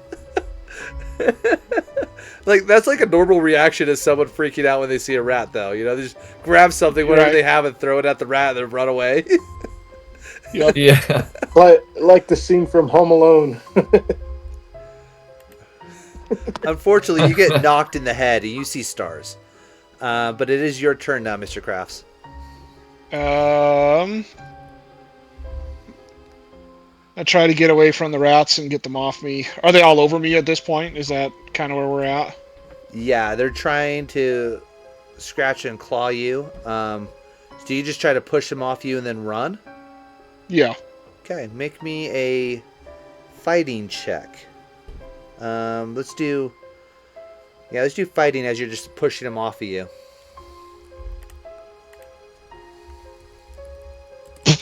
Gross. 68. Roll D100. Let me see if I get a cool roll. I do not. You're able to push the rats off you. They do fall to the ground, and on their turn, they scatter. They no longer are on you. You're able to push them off, and you kind of like grab a rat and throw it, and you're just like pushing the rats and everything. The rats are scared of you now, and they start running for the hills. Never liked rats. And you got a goose egg now on your head. Ugh. Thanks for nothing, Branderson. Gosh. Oopsie. Big bunch of help you were. Goodness. All So, right. me being a little bit wiser, I'm gonna shine my flashlight in the hole now. I'm just sorry. I'm just laughing at this because like the whole point was like the rats are supposed to come out and bite you, and then I'm like, I don't think the whole purpose of this was someone was gonna throw a piece of wood at the friend who has the rats on them. Like I just like it turned into Home Alone where he has like the crowbar and he goes to hit the spider, but he hits him because the spider moves off in the last second. Hey guys, I'm a lover, not a fighter, okay? All right. You're an author, not a fighter. You actually have more fighting skill than the professor does. So I'm just saying, the professor's like, I want to get out of here before the knife incident, but we kept doing that. Just don't get any rats on you. All right. No doubt. You guys are now a little banged up, but you have a crawl space that's open wide enough for you to go through. You kind of bend down, use your flashlight. There's a large room beyond, but you do see written into the side of this crawl space the words Chapel of Contemplation. Oh no. What? Oh, so it's like an underground tunnel over to the Chapel of Contemplation, huh? No, there's a large room just on the other side. Tunnel. It's a small tunnel. It doesn't go all the way to the church. No, it's not that crazy. Oh. I will drop this now in the chat to reveal the secret room. It's quite a large room on the other side, but you can't see all the way into it from the angle that you're currently at. You would have to crawl through. So room 13 is the new room. Okay. Should I stay here, or should we try to figure out something with the knife? The knife has not does- moved in a while. I mean, I think we're probably okay. Can we put some like screws and Nail nails the on trash top can to of the it? floor. Well, I was gonna say is like a sound. You know, it would make a loud sound if it started to move. So That could work. I mean, if we want to try and nail it to the ground, we could try that as well. I'm good with whatever. I think it might be a good idea to nail it to the ground. Or put a couple nails in it at least. Then maybe use your idea also. Yeah, we could try it. Better than nothing. The ground, Yeah. Do it. the ground is stone. I'm assuming brick, something. It'd be hard to nail it to the ground. Are we talking like concrete slab? Are we talking like cobblestones where there's like little spaces you could? Concrete. I don't know. I mean, it was built. I don't know in 1830. I don't know what they used for that back then. And it's probably been redone. Who knows? Okay. It would be difficult to nail it to the ground. Is all I'm saying. Okay. Nuts. Nuts and bolts. Nuts and bolts. What's the plan that you guys decided on? I'm gonna step off the trash can lid cautiously. You step off the trash can lid cautiously. That's what happens. That's it.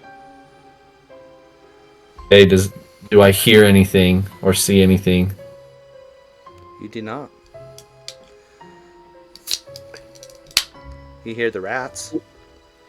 So we put some nails and screws on top of it to act as a alarm if it moves. Okay. You pile screws and nails on top.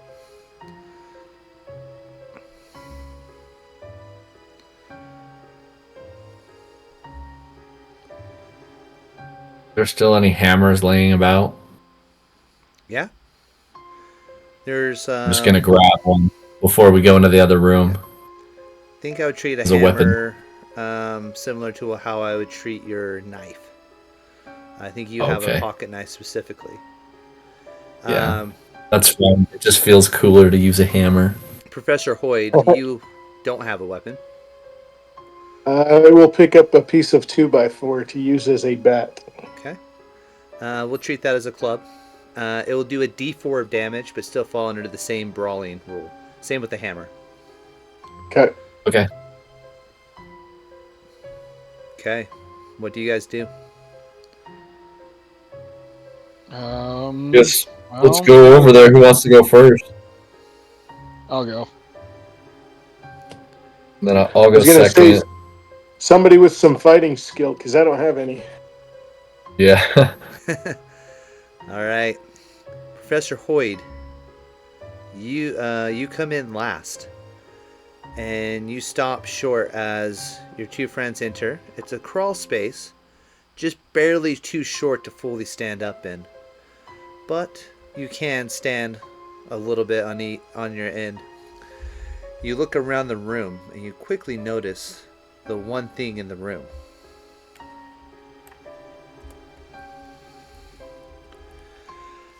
Ah. In the room, Oh dear. let's see here. Lying motionless appears to be a dead body on a pallet. Wonder who that could be. It's a wizened looking figure, emaciated. Saucer like Well? eyes, nose like a knife blade. Some sort of chain rests around his neck. No hair. Shrunken gums. Teeth looks very long as you look at him. You smell this kind of sharp, sweet, but churning scent, like rotten corn. The floor here is earthen. It's dirt. The body lays there motionless. You see no breathing. You hear no breathing. It doesn't move. But the eyes are wide open, staring at the ceiling. Is it staring? Or is it like that death stare, where the eyes just stay open?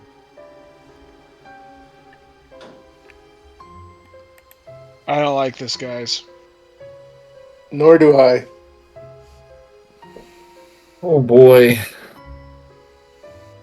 I turned to Professor Hoyd. Do you recognize the symbol on his neck?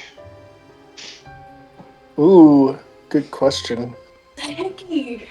Um, Do you go closer to the body? I guess I have to so I can see this symbol. Thanks I'm for gonna opening them, go Hannah. up with him, and I'm kind of ready for anything at this point. He's got his revolver out.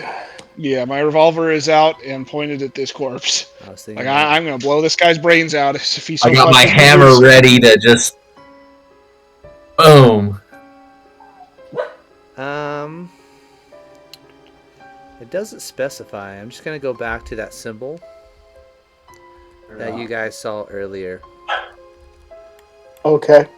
which is was on the House of Contemplation. Busy.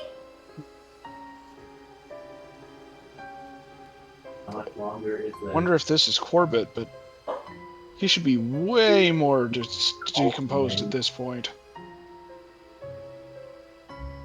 You don't need to roll a medicine check to know that for sure. I think Tyler left us for a minute. Oh, there he is. He's back. Daisy. So we were just saying that the body should have been more decomposed, if or whatever we were saying, if it's Corbitt, because he died, I think, obituary was 1866. Yeah, so 60 years ago. 54. Dang. This Over can't 50. be Corbitt, but this is a dead body. I mean, this could have been what was making him all sick. Definitely needs to be removed at least. I mean, we might have found what was causing all those people to go crazy. I'd say case solved.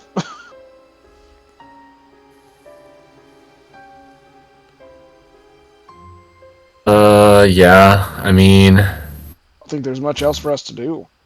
We found the body. Here it is. It's on the floor.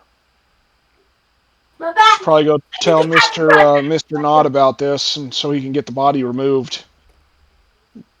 yeah. Do we notice anything else in the room? You do notice something different Okay.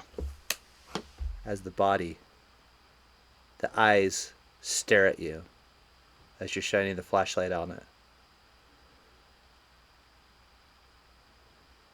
Then the hand twitches ever so slightly. You don't hear any sound, you don't see any breathing. But it does stand up, hunched over in this small room, taking up the whole room, it feels like. This giant of a man. And we're going to enter initiative as he's about to attack you. Freaking A. Boy. All right.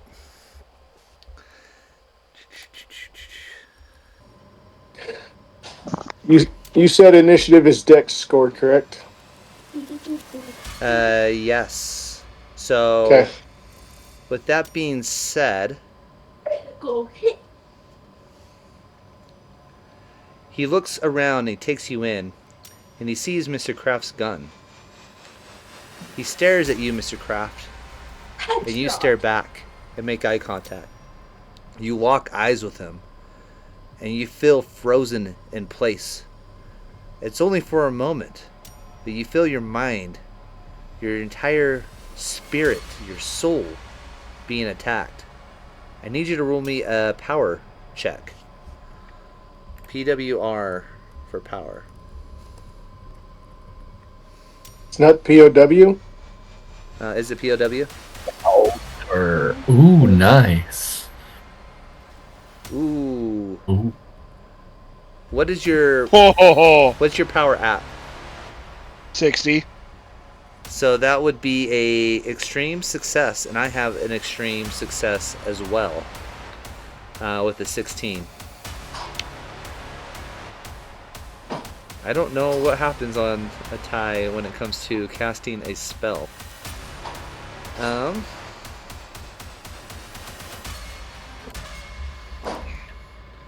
Call of Cthulhu.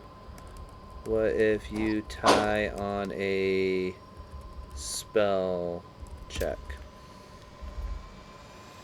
If the caster and target have the same level of success, but the caster has a higher power score, the caster wins the contest.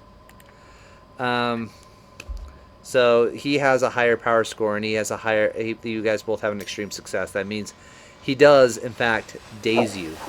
You feel dazed, and you get this impression in your mind. That's it.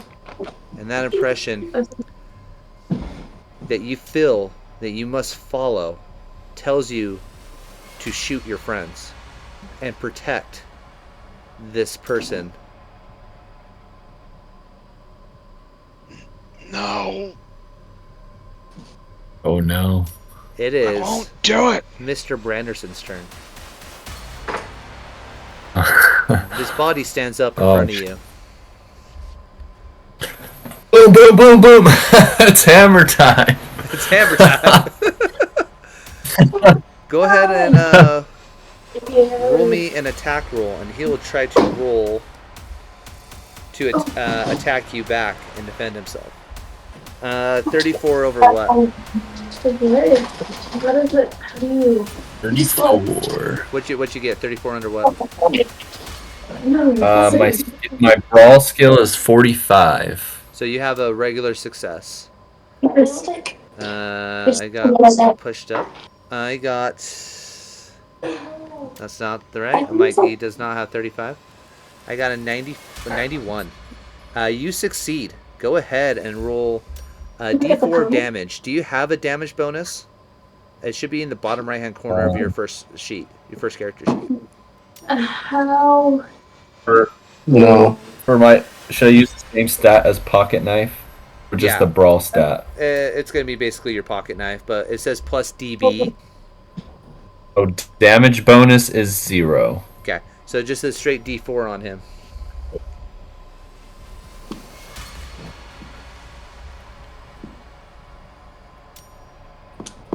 Wow. Oh yeah, a whopping 1. Yeah. Take that. Boom. You take your hammer out, Mr. Branderson, and you just smash into this guy. And as you do, you hit him in such a way with the claw part of the hammer, you actually tear a section of his skin off, and it like flies out onto the ground. I forgot to do one last thing. Oh. So you take your hammer out and you slash against him and tears off a piece of the skin, but you don't see blood under this. When the body moved, I was supposed to have you guys, at this moment, we'll just do it now, make me some sanity rolls as this dead body got up and moved. It's clearly not breathing either. You just slash across his chest, flesh flying. Oh no. Oh, sweet. Oh, I actually got a good one. All right, that's I a did pass. not. So first off, Tyler, Mr. Branderson's sanity score is 46. I missed it by 1. Oh. Oh. And then 65 for Mr. Crafts. What's your sanity score at? 58 right now. So I just missed it also.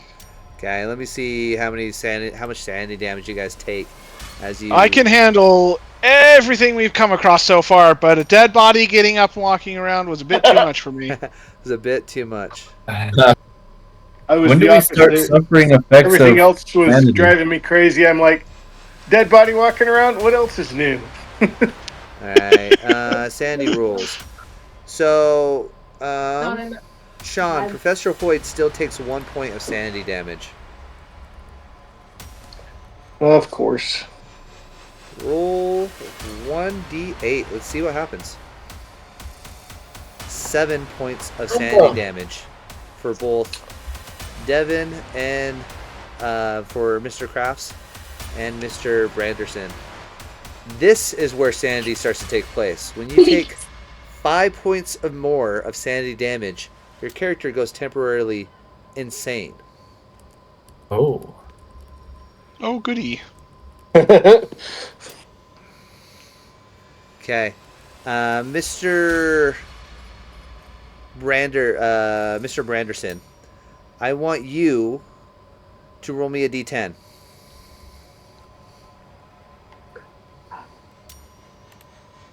6.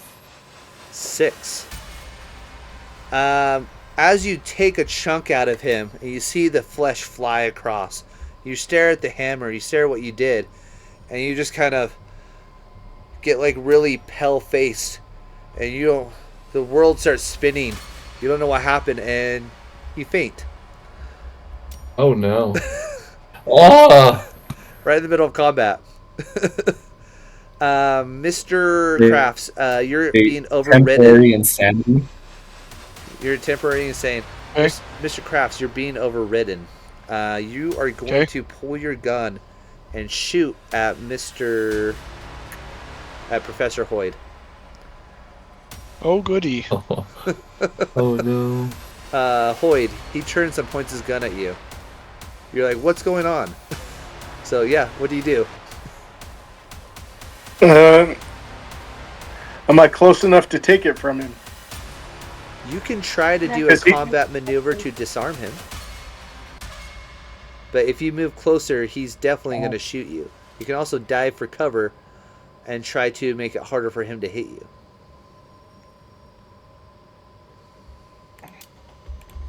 So would that be a brawl score to try and take it from him? Yes. Run around like I have this chicken. My dodge score is slightly higher at 30.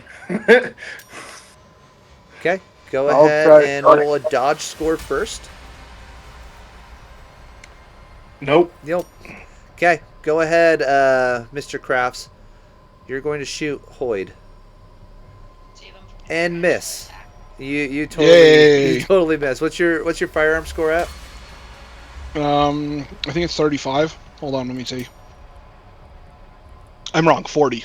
40. Okay, yeah. 88 totally misses. You shoot your gun. He dodges, trying to step back. You totally miss, though, in the process. Okay.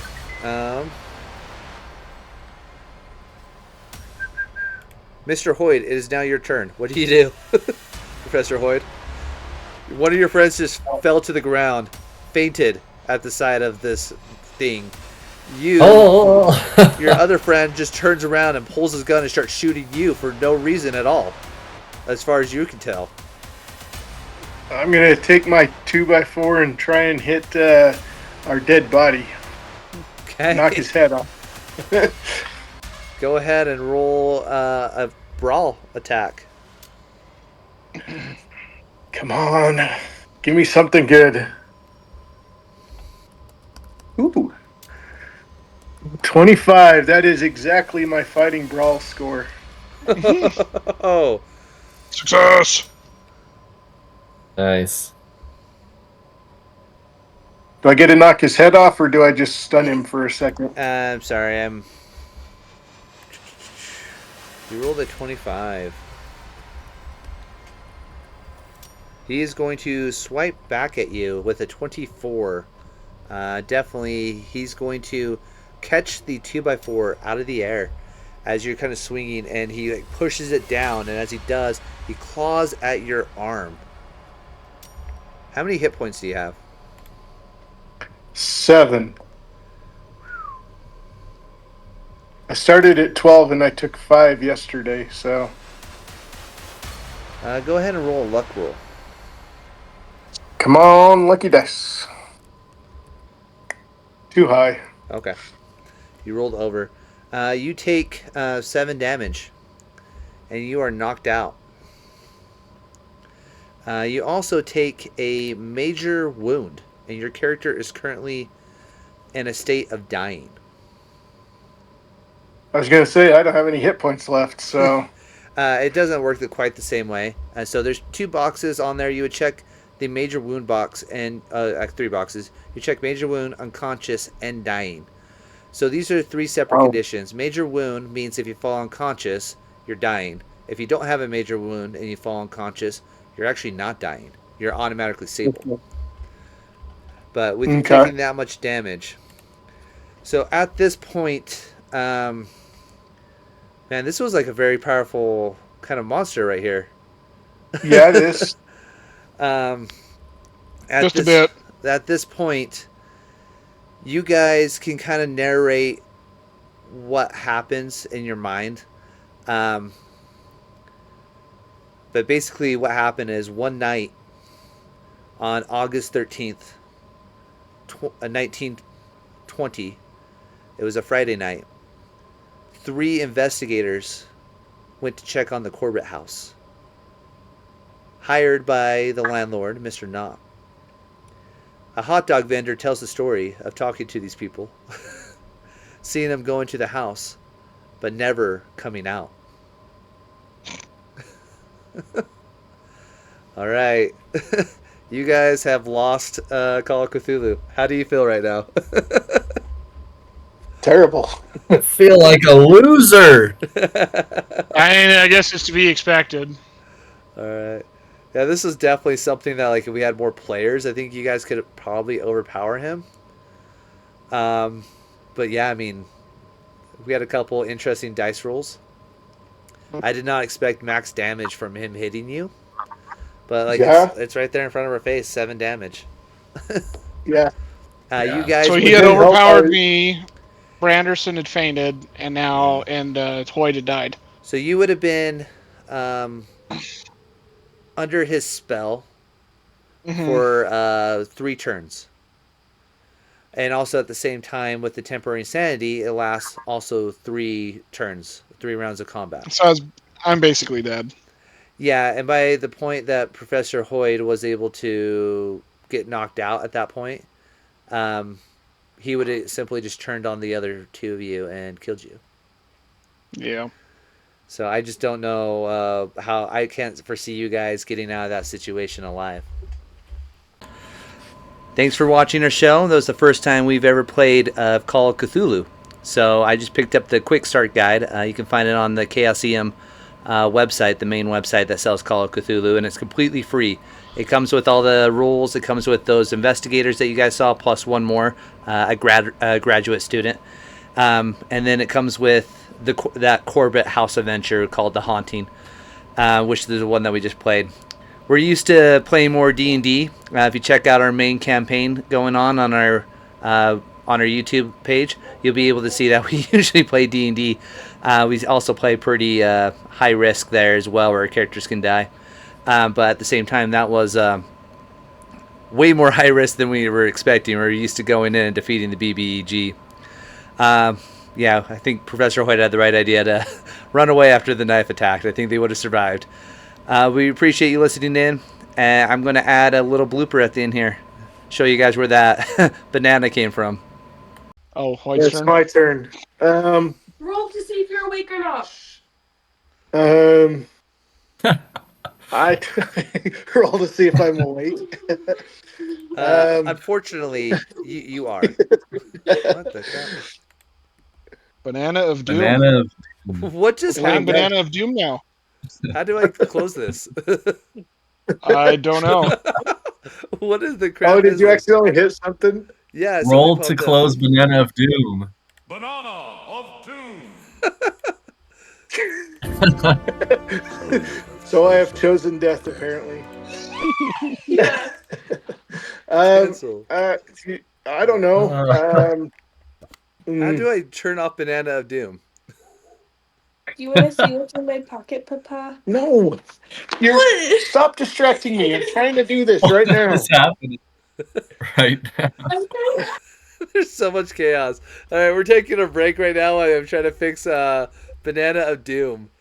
I hate all these stupid pop-ups in Discord. There's so many. Like I was just moving around and I clicked the button and it accidentally popped up the streamer right as I clicked.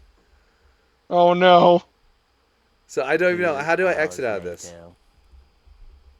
I have no idea. If you click on it, there's a little red. There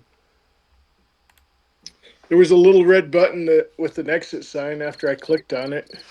Leave activity. Gosh dang. All right. All right. Good night, Hannah. Did you just say it came home to this? All right. Got a nice kiss mark on my cheek now. There you go. All right. Okay. There's a mirror.